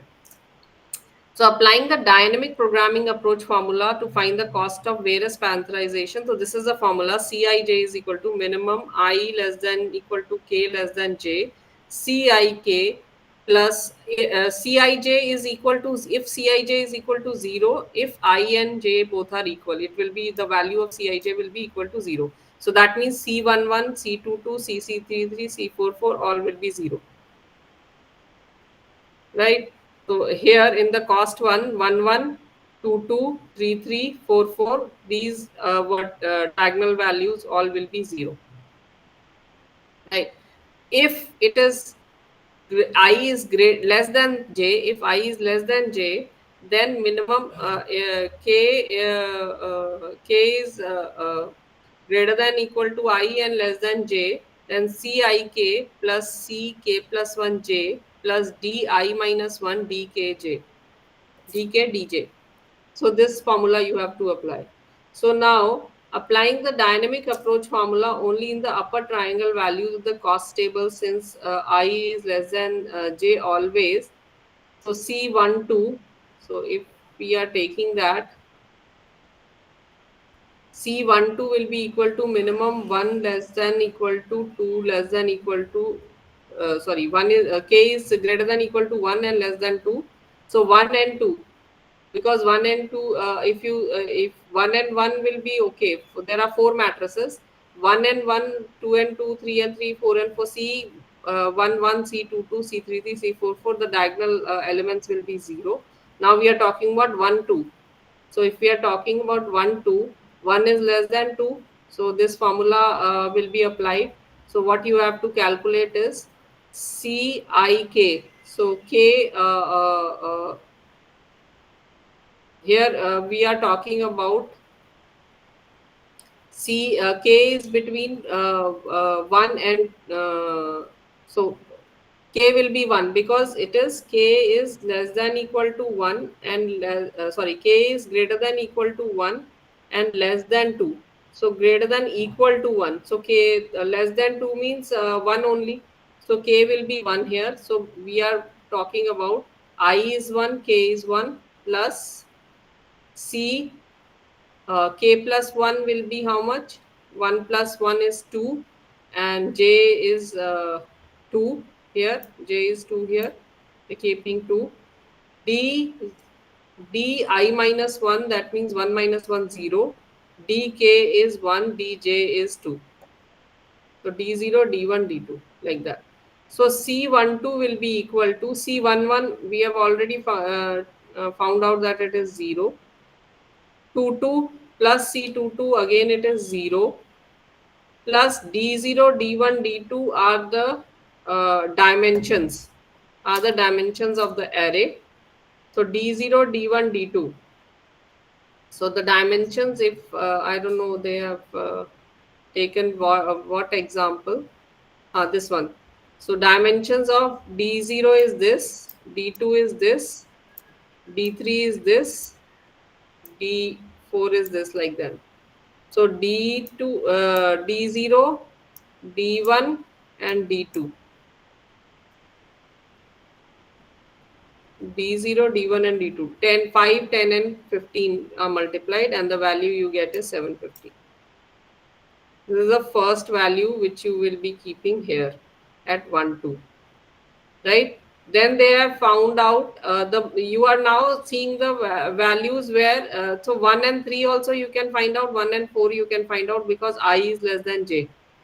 Right, 2 and 3 also you can find out. The 2 and 3 they have found out first. The 2 and 3 is K is less than equal to 2, less than 3. So 2 K's value will be 2 only.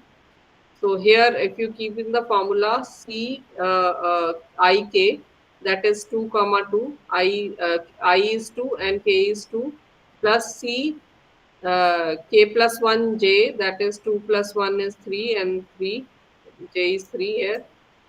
Then D I minus 1, that is 2 minus 1 is 1 and D2 and D3. So you will take the dimensions D1, D2, D3, that is 10, 15 and 20. So it is coming out this. Again 3, 4 you are finding out, again I is less than J. K here will be 3. So you will keep the value of K as 3 and calculate this and you will get 7,500. So you have found out 1, 2, 2, 3, 3, 4, these values. Now you have to find the values 1, 3 and 2, 4 in this step. So 1, 3 and 2, 4, they are finding out. The cost table is always filled diagonally stepwise. So always the cost table is filled diagonally like this. So first you have found out 1, 2, then 2, 3, then 3, 4. Now you are finding out 1, 3, 2, 4. 1, 3 and 2, 4. These diagonal values. Right. So 1, 3 and 2, 4, sorry, you have to find. So, so first they have found out 2, 4. So 2, 4, K is less than equal to 2, less than 4. That means 2 and 3, 2 values it can take. So if we found out 2, first is 2, 2, because you are taking K as 2. So 2, 2 and C3, 4, D1, D2, this is the thing you will find out. And the another one is if you are taking K as 3, because less than 4 it is. So 2, 3, this you will find out this. Two values you will find out. And among those values, first is this, second is this. So among these values, which one is the least? So 5 plus 8, 1 will be the least. This will be higher. This part will be higher. Sorry, this part, this is lower. So you will take the minimum one. So you have taken 8,000 as the minimum. So you are putting 8,000 at 2, 4. Then again 1, 3. You are finding again K less than equal to 1, less than 3. So K's value can be 1 and 2. right? So you are first, you are taking k as 1, so these you find out. Then you are taking k as 2, then you find out. So the among that you will find the minimum which is there, so it is 2250. So that you are keeping. So here it is 2250 actually, not 2200, they have mistakenly written that. So 2250 you put it diagonally, right? Now compute the final element of the cost table, which is 1 4 here. So 1 4, your k is less than equal to 1 less than 4. So that means k can be 1, k can be 2, k can be 3. So C11 plus C24, right? So if you keep k as 1, then you will keep k as 2, then you can keep k as 3. Now among them, this 2 4 you will find from here. The value of 2 4 is here, you have already calculated. 3 4 also you have calculated earlier. So 3 4 is this value. So keep on keep those values and find out which one is the minimum value among the three. First is this, second is this, third is this. Among the three, which one is the minimum? So this one is the minimum, so you're keeping it here. So now all the values in the cost table are computed, final step is to parameterize the sequence of matrices. For that, K table needs to be constructed with the minimum value of K corresponding to every parenthesis. So they are saying that at what K's value you got this, you got K at K is equal to 1. What K's value you got this value at 1 3, it is k is equal to 2. And what k's value you got this value, that is k is equal to 3, right? So that is what they are finding out, right? K is equal to 3 is the value. So they have put it here like this.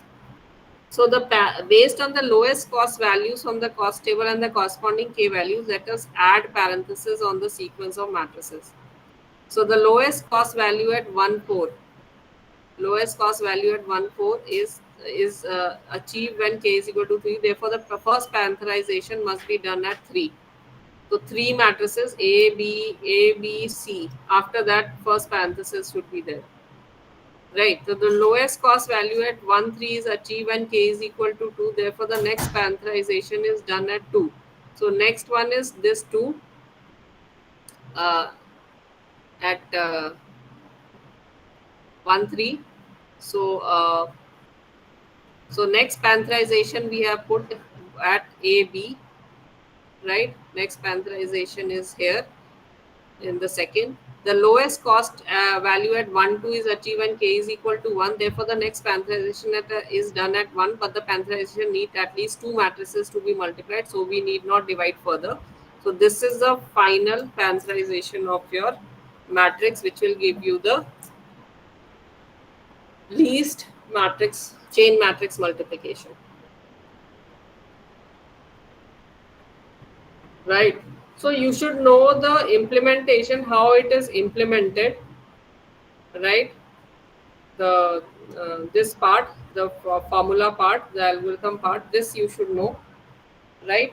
The program is not so much mandatory. Why? Because chain matrix multiplication program will not come in your exam generally, right? So this is not mandatory, but you can go through the program, no problems in this. So they have kept here define int max 999, int mc 5050. They have taken a matrix here, and int min a b. So they are calculating a less than b. So they are finding out the minimum from a and b.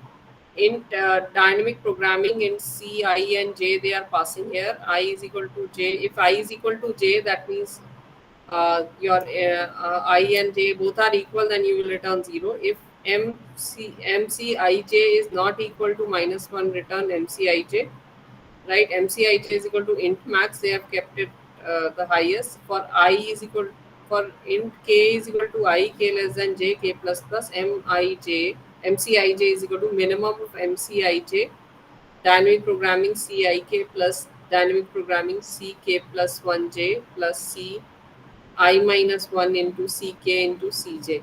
So this formula they have applied recursively, right? So they are finding the minimum of this minimum of this dynamic programming also they are applying, and you are returning MCIJ. So these are the dimensions of the array, right? So your size will be 4, right? So they are finding the size according to that memory set.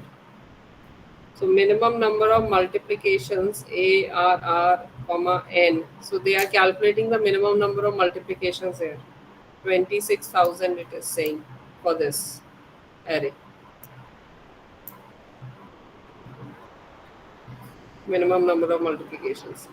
This is finding the minimum number of multiplication, but we should be seeing the algorithm and how it works. That is the most important thing in this part of chain matrix multiplication. Order of multiplication, that is important.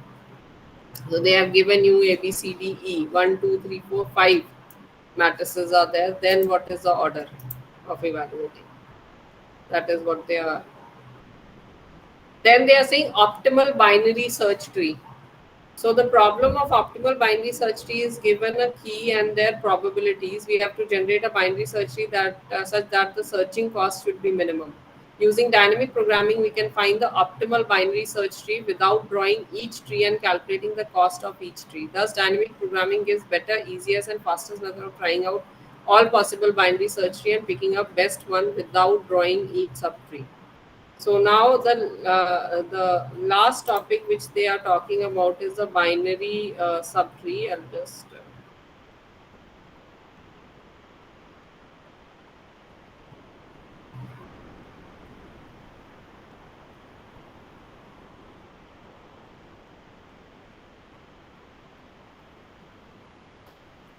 so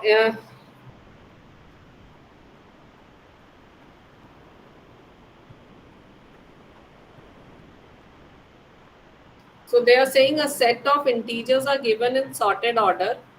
Another array frequency frequency of the count of the is given. Our task is to create a binary search tree with those data to find the minimum cost of all the searches. An auxiliary array cost n into n nn is created to solve and store the solution of subproblem. Cost matrix will hold the data to solve the problem in a bottom-up manner. So input is the key values as node and frequency. So this is your key 10, 12, 20. Frequency of 10 is 34, 12, 8, and 20, 50, whatever. The minimum cost is 142. There are possible binary search tree from given values. So here they are taking 10, 12, and 20, right? Case one is 10, 12, and 20, right? Frequency of occurring they are talking about. The cost is 34 into 1 plus 8 into 2 plus 5 into 3. Now what is this 1 and 2 and 3? So first this one is there, then this one is there, then this one is there. That's why they are multiplying. So the frequency of first one is 34 into 1, second one is 8 into 2, and third one is 50 into 3, 200. Case 2 is like this. First they have kept 12 here and then 10 and 20 like that. So 12 that means 8. So 8 into 1 is there.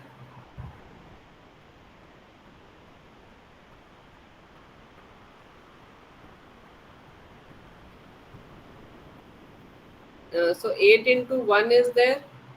Then 34 into 2 is there. Then 50 into 2 is there. 34 is the first one.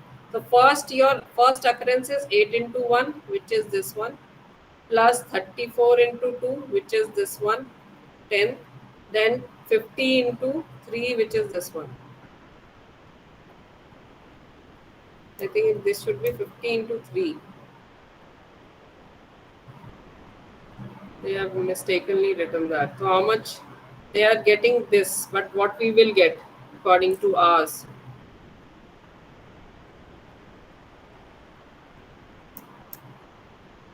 So 8 plus 34 multiplied by 2 plus 50 multiplied by 3. 402 it is coming.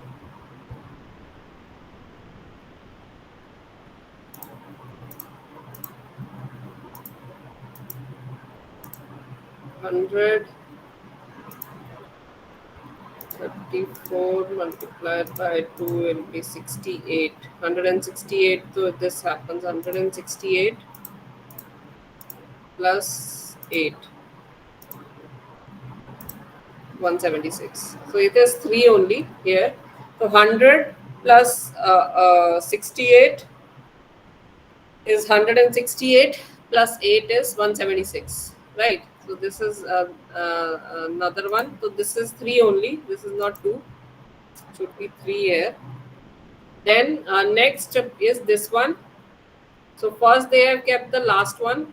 So it will be 50 into 1, then 12 into, 12 is 8 into 1, the 8 into 2, 20.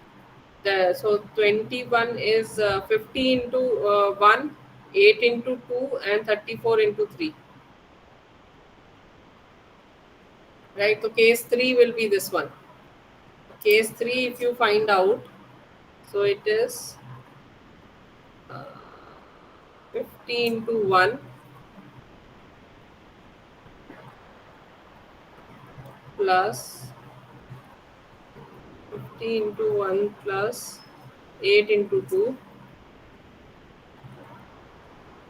plus 34 into 3. So that will be equal to 50, 58 to the 16, 34 into 3 is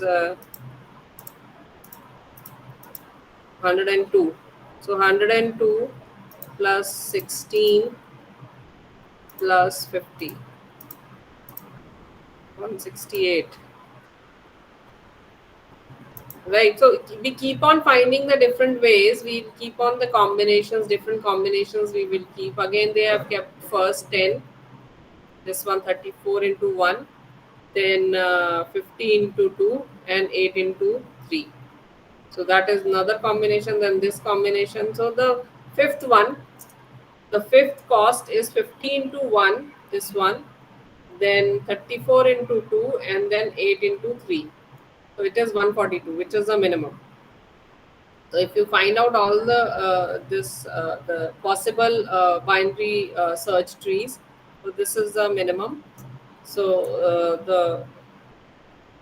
this one will be give you the best uh, binary search tree. This is the minimum which will give you the searching options, right?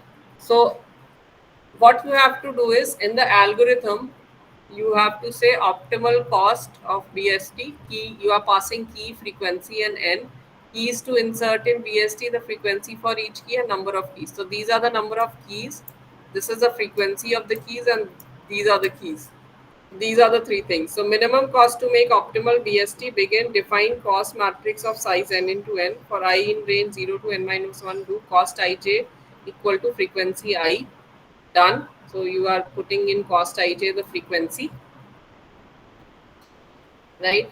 For length in range 2 to n, do. For I in range 0 to n minus length plus 1, do j is equal to I plus length minus 1, cost ij is equal to infinity. For r in range I to j, done. R is greater than I, then cost c is equal to cost I r minus 1, else c is equal to 0.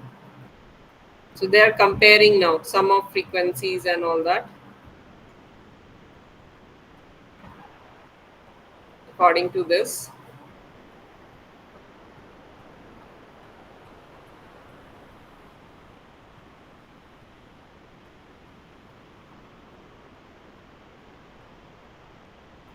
So here they are doing the same thing. Sum, they are passing frequency low and high, int low and high, sum of frequency from low to high range, int sum is equal to 0, for int k is equal to low, k less than equal to high, k plus plus, sum plus is equal to frequency k. So they are adding the frequencies in the sum and they are returning the sum. What they are, this is the key, this is the frequency, right? And number of keys are your 3. So n is equal to 3. Cost of optimal BST is minimum cost BST, key, frequency, and n they are passed here. So they have passed the key, frequency, and n here. So they have defined the cost here. For I is equal to 0, I less than n, I plus plus, when only one key move along diagonal elements. So cost ij is equal to frequency I. So they are saying when only one key move along diagonal elements. So here they are putting frequency I in the diagonal elements.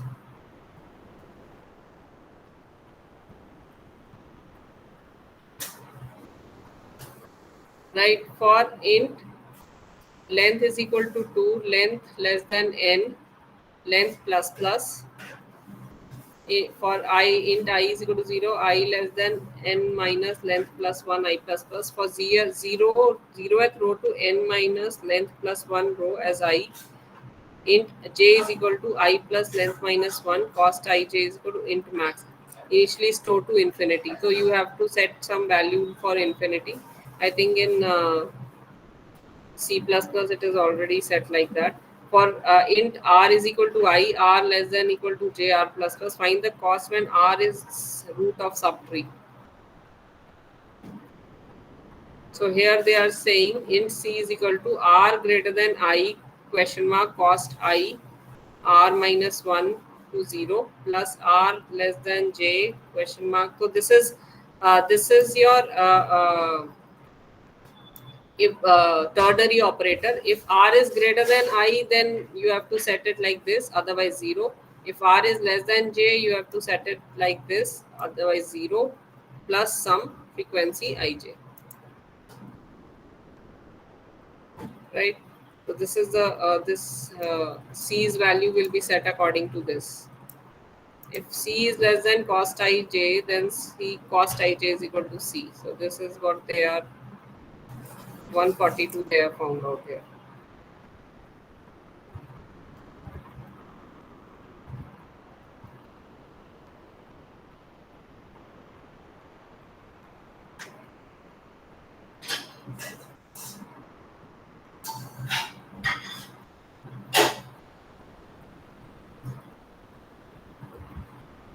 Again, don't go. So this is the way they are finding out the minimum cost for binary search tree, right? So this is what is there. But these programs, you chain matrix multiplication and this thing, you need to go through the programs, but definitely you need to go through the algorithm. Programs may not come, but algorithms will come. So you should know the algorithm and the part how this is implemented. If in theory exam how this is implemented is asked, this is the way you will find give the implementation like this. Right. So here they are giving you, this is the key. These are the key and the values or the frequencies. So according to that you will find out. So in your book it is given like that. So here they are saying there are 7 keys with the following. So 7 keys are there. This is there, and their frequency is given like that. So you have to find according to that optimal binary search. So this is your basic structure of your DA, that is design and analysis of algorithm. According to your question paper, we are talking about theory. I'm not talking about right now practical will be your program, but I'm talking about the theory part. So we have seen one of the question papers already, right? Control F.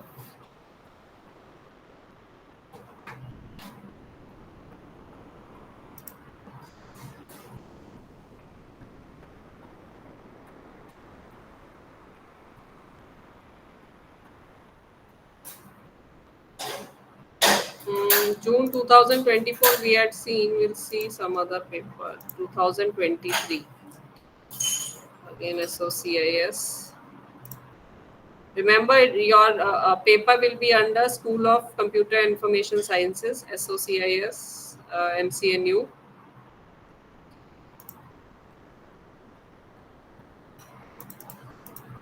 So here, what is Euclid's algorithm to find the first question will be compulsory. It is a 100 marks paper for 3 hours, right? First question will be compulsory, and the rest you can attempt any three from the rest. First, what is Euclid algorithm? Find GCD of two given integers, which we have done. Write the steps involved in finding GCD of A and B using Euclid algorithm. So you have to write the steps of the algorithm. First, you have to say what is Euclid's algorithm, and then you will give the steps of the algorithm. What are big O and big theta and O notations? Explain with the help of representative diagrams. So this is about the annotations. Write and explain linear search algorithm. Mention best case, worst case, and average case scenario of linear search. So linear search is there. Explain breadth first search algorithm with suitable example. This is there. What is task scheduling algorithm? Write pseudocode for task scheduling algorithm. Again, pseudocode means you can write the algorithm for task scheduling, which we have seen already. Solve the recurrence relation using recursion tree method. So this is there. Then what are P, NP, and NP complete? So your fourth block, which we were talking about, was P, NP, and NP complete. You just need to study from the fourth block about what is P, what is NP, and what is so P, NP. So NP complete. This only study the details about that, right? Only study that. So if you see here, a problem is in the class of NPC. If it is NP and is hard, first we need to know what is P. Let me see. So in computer science, problems are divided into classes known as complexity classes and complexity theory. A complexity class is a set of problems with related complexity. With the help of complexity theory, we try to cover the following: problems that cannot be solved by computer, problems that can be efficiently solved in polynomial time by computer, and problems where for which no efficient solution, only exponential time exists. So the common resource required by a solution are a time and space, meaning how much time the algorithm takes and to solve the problem, and corresponding memory usage. So time complexity of an algorithm is used to describe the number of steps required to solve a problem, but it can also be used to describe how long it takes to verify the answer.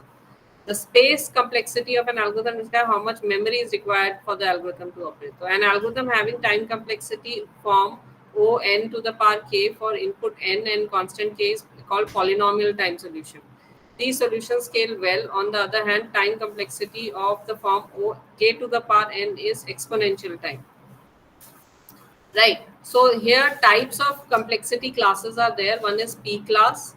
So the P is the P in the P class stands for polynomial time. It is a collection of decision problems with a yes or no answer that can be solved by a deterministic machine or computers in polynomial time. So the solution to P problems is to find is easy to find. P is often a class of computational problems that are solvable and tractable. Tractable means that problems can be solved in theory as well as in practice, but the problems can be solved in theory but not in practice are known as intractable. So that means you can solve the problem in practical and theory also. So P problems are those problems which where computational polynomial time is there. That is P. So, so the problem of calculating the common greatest common divisor, maximum matching, merge sort are problems of P problems. Polynomial time is there. NP classes, NP stands for non-deterministic polynomial time. It is a collection of decision problems that can be solved by a non-deterministic machine, not that our computers are deterministic in polynomial time. Right. So non-deterministic machine they are talking about. The solution of the NP class might be hard to find since they are being solved by a non-deterministic machine, but the solutions are easy to verify. problems of NP can be verified by deterministic machine in polynomial time. So they have given you examples of Boolean satisfiable problem, Hamilton path problem, graph coloring problem. So you should know the definition of these things generally. Don't go into detail. Then complete NP class is also there. So complete NP stands for complement of NP class. It means that if the answer to a problem in co-NP is no, then there is proof that can be checked in polynomial time. So if a problem X is in NP, then its complement X dash is also in co-NP. For a NP and co-NP problem, there is no need to verify all the answers at once in polynomial time. There is a need to verify only one particular answer, yes or no, in polynomial time for a problem to be NP or co-NP. So some example are to check prime numbers or integer factorization. There is hard NP also. So NP hard problem is at least as hard as the hardest problem in NP, and it is a class of problems such that every problem in NP reduces to NP hard. Right. So these are the things you should know. Only in theory, you will be only asked to write what are NP, NP, and NP complete. That is there. So you should know the definition. No need to study the further part in that fourth block. Right. What is minimum cost spanning tree? Right. Generic MST algorithm. So minimum cost spanning tree algorithm, where you are finding the edges with the minimum cost. That is there. So this is your first question, which is of 40 marks, and it is compulsory, right? Then from second, third, fourth, and fifth, you have to do any three. What are the building blocks of an algorithm? Explain how to judge an algorithm, whether it is efficient or not. So again, your time complexity you will talk about, and building blocks, that means that advantages or features of a building block of your algorithm you will talk about. Using mathematical induction, prove that the sum of n positive integers is this one. So they are talking about mathematical induction here. What is polynomial evaluation? What are its methods of evaluation? Evaluate this using Horner's rule at this. We had done that also. Question number 3, what is greedy approach for problem solving? How does a greedy algorithm work? Write the activities performed in greedy method. So this one is another one. Then explain merge sort algorithm using divide and conquer approach. Also mention its best case and worst case time complexities.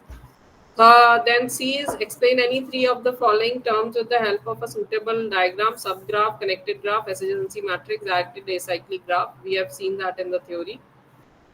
Fourth is show the step-by-step execution of Dijkstra's single source shortest path algorithm on the given directed graph from source vertex A. So this step-by-step you have to show from A to where, what path you will take, and what is the final Dijkstra single source shortest path you are getting.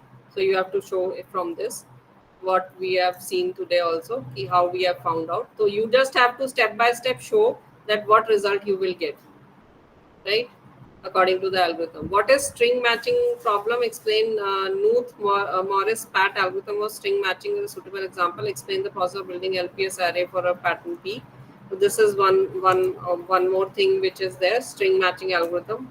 So what is all pair shortest path problem? Write and explain Floyd-Warshall algorithm for shortest path with the help of a diagram. And write short notes are any four of the following: traceable versus tractable versus intractable problems, which we had seen right now in PNP problems. CNP satisfiable problem, optimization decision problems, Prim's algorithm, approximation algorithms, master theorems. So this is what they have asked in your one of the question papers. So you should, what I am suggesting you is download the five question papers and solve them. Right? You are you will be able to find the answers to those problems. This is rule of management only, no other. I think they have not put in this part. Sorry.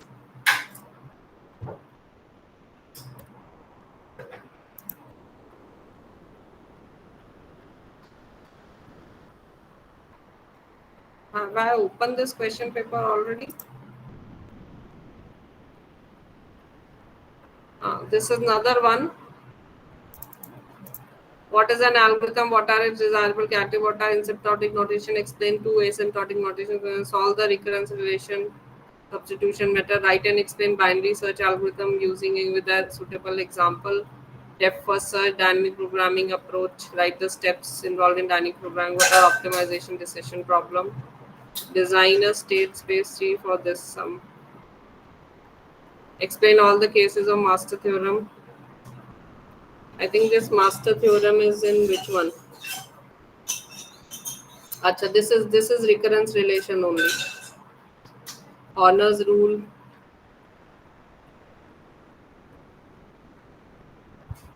Huffman coding, quick sort, adjacency matrix, Kruskal's matrix chain multiplication.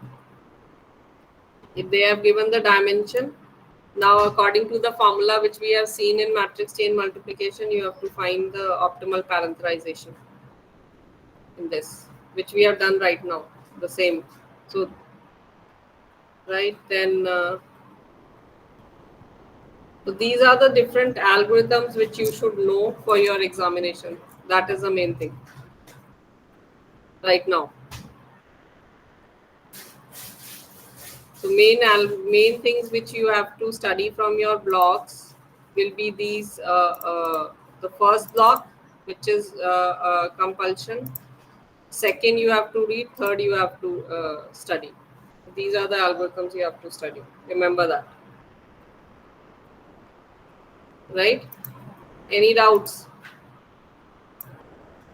For the practical part, for all the those who will be attempting the practical examination, uh, under who, what I should say, ODL mode. For ODL mode student, please keep a thing that you can also find the different things on your programs will be there, but you will be asked knapsack and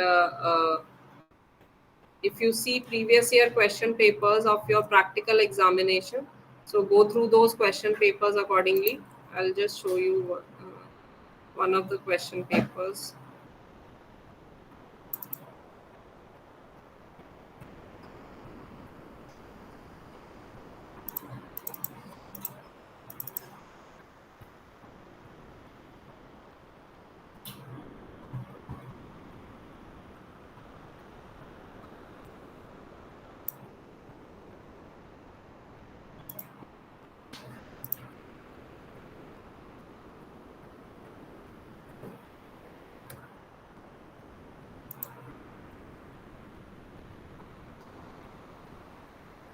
So all those who are ODL mode student, not OL, ODL mode student, your question paper will be like this for the practical.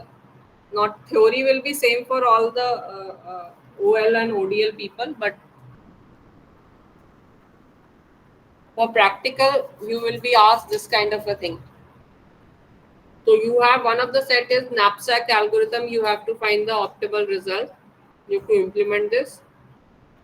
And this is implement multiplication of two matrices. So this is a simple implementation you have to do. They have not given that you do chain multiplication, simple multiplication you have to do. The three for loops will be applied. So they are asking how many times the inner and outermost loop will run and total number of multiplication additions in this.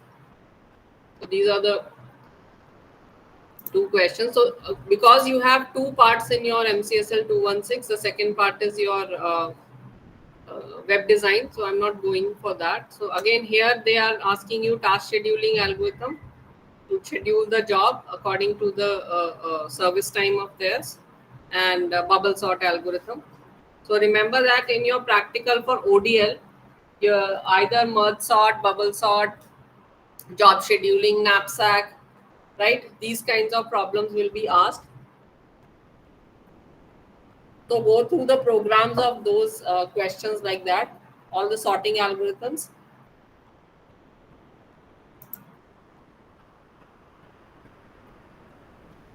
Any other question papers are there? I don't know.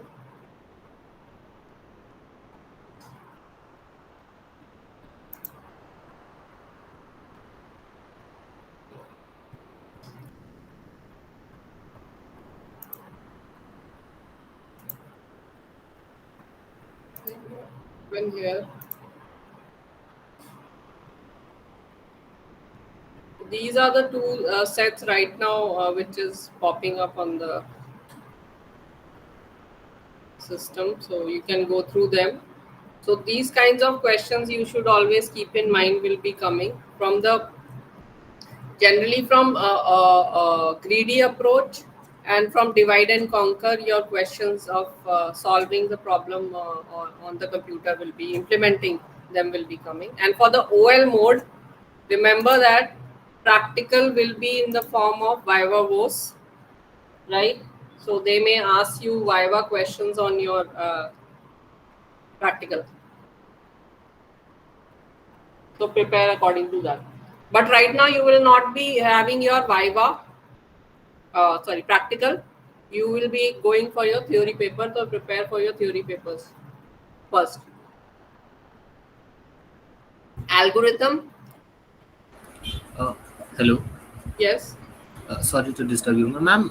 That practical exam is going to be an online or offline, ma'am? For ODL, it is offline. For OL, it is online. Online. Okay. Thank you. Right? So this is your last class. I'm just telling you to please go through your study material, right? And all the algorithms which you have studied, go through them, study them properly, see how the algorithms are solved, what are the steps for the algorithm, and do accordingly. Also study the complexity, best case, worst case, and all that, the big O notation. So go through that also for your theory examination, right? Everybody has put their name and attendance in the chat box. Anybody is left?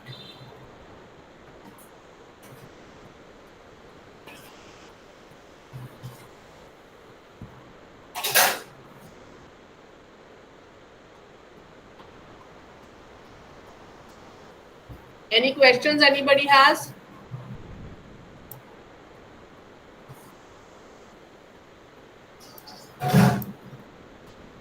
Any questions, class?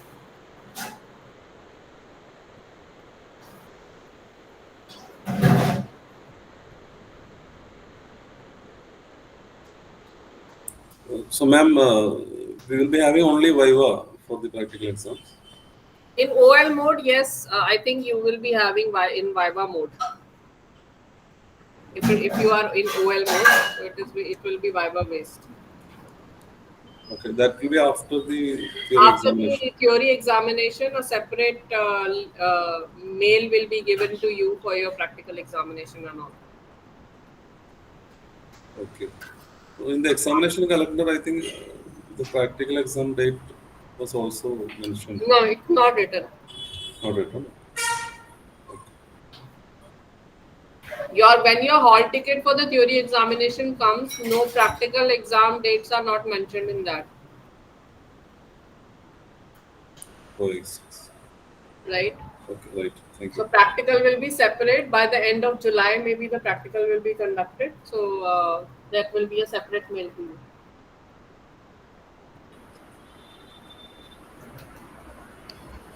So any other question? Ritika ji lab report lab assignment से कैसे different है और कहाँ पे इसका detail मिलेगा What lab? Report lab assignment से different कैसे है और इसका मतलब करना क्या है काम लैब रिपोर्ट जो है आपका, या लैब रिकॉर्ड जो होता है, वो आपके क्वेश्चंस हैं जो आपकी प्रैक्टिकल बुक में हैं, उनको सॉल्व करना है. मैंने पिछली क्लास में भी बताया था, आपने अटेंड नहीं की थी पिछली क्लास? बीच में से कर पाता हूँ ना, रात को जगना पड़ता है. तो मैंने बताया था पहले भी कि आप अगर अपनी MCL 216, ये जो आपकी लैब बुक है MCSL 216 दिख रहा है आपको? जी हाँ, तो इसमें जैसे सेशन नंबर 1 है, ये क्या है? Session number 1, implementation of simple algorithms, दिख रहा है? इसमें क्वेश्चंस हैं. Question number 1 Euclid algorithm, question number 2 import Horner's rule, apply brute force. ये these questions you have to do, मतलब that is your lab record. तो ये भी सबमिट करना है मतलब असाइनमेंट की के तरह? साथ अगर आप लगाना चाहते हो तो उसके साथ ही असाइनमेंट के साथ लैब रिकॉर्ड्स लगाओगे।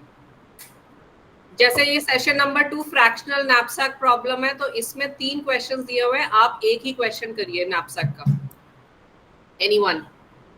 टास्क शेड्यूलिंग में भी 3 आपको दिए होंगे या 4 दिए होंगे, any one you do, right, any one do any one of the questions. Huffman coding में आपको अगेन 2 या 3 दिए होंगे, जो भी जितने दिए होंगे, any one of them you apply Huffman coding,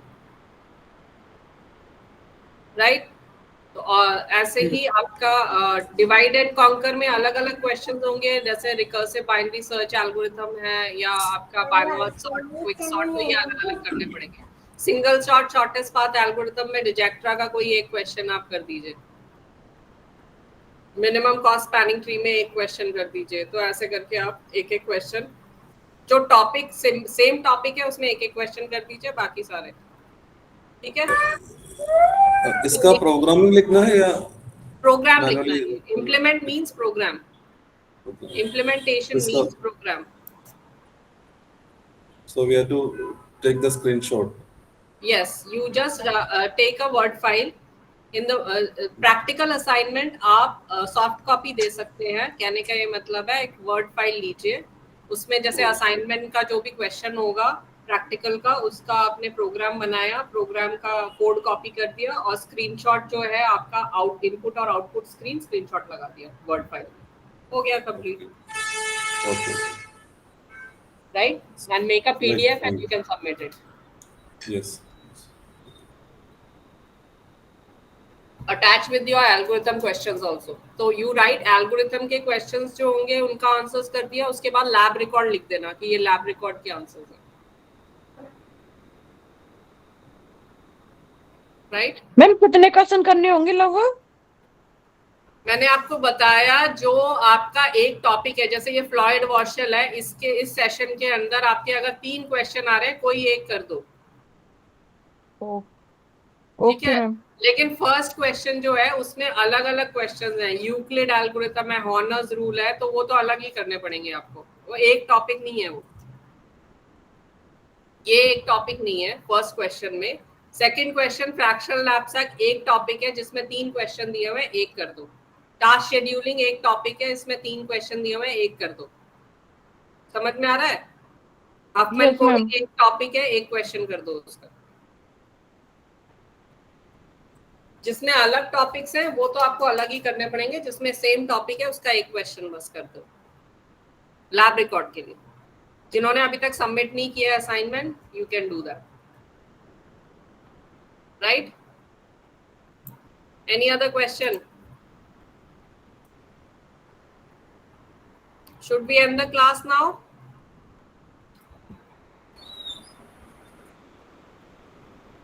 Yeah, any question is there?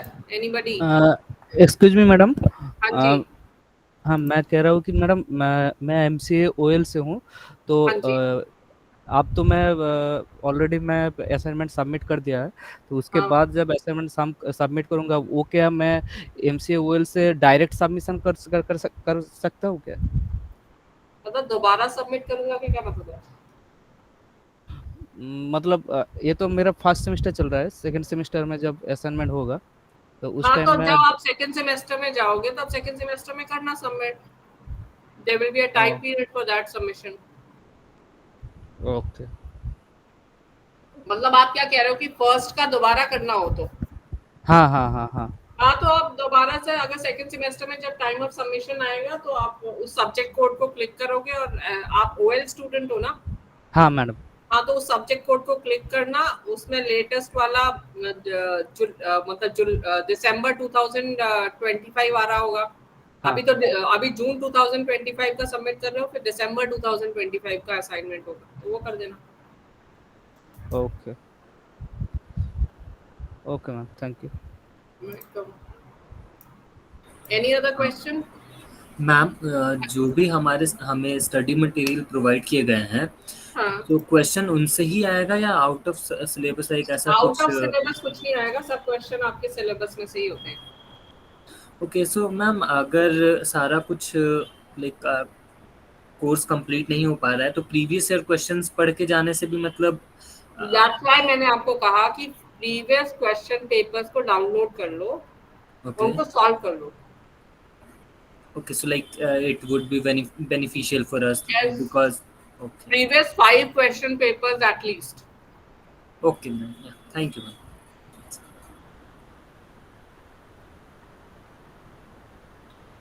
So should we end the class?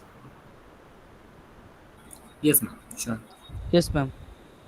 Okay, then I'll just wish you best of luck for your exams. When your exams will be there, this is your last for this session, right? For this subject, right? Your another subject will be there. So I'm ending the class right now, and best of luck for your next semester, right? Thank you, ma'am. Okay, Thank you take so much, care. ma'am. Bye. Thank you ma'am, thank you. Thank you so much. Thank you, ma'am. Welcome. Bye.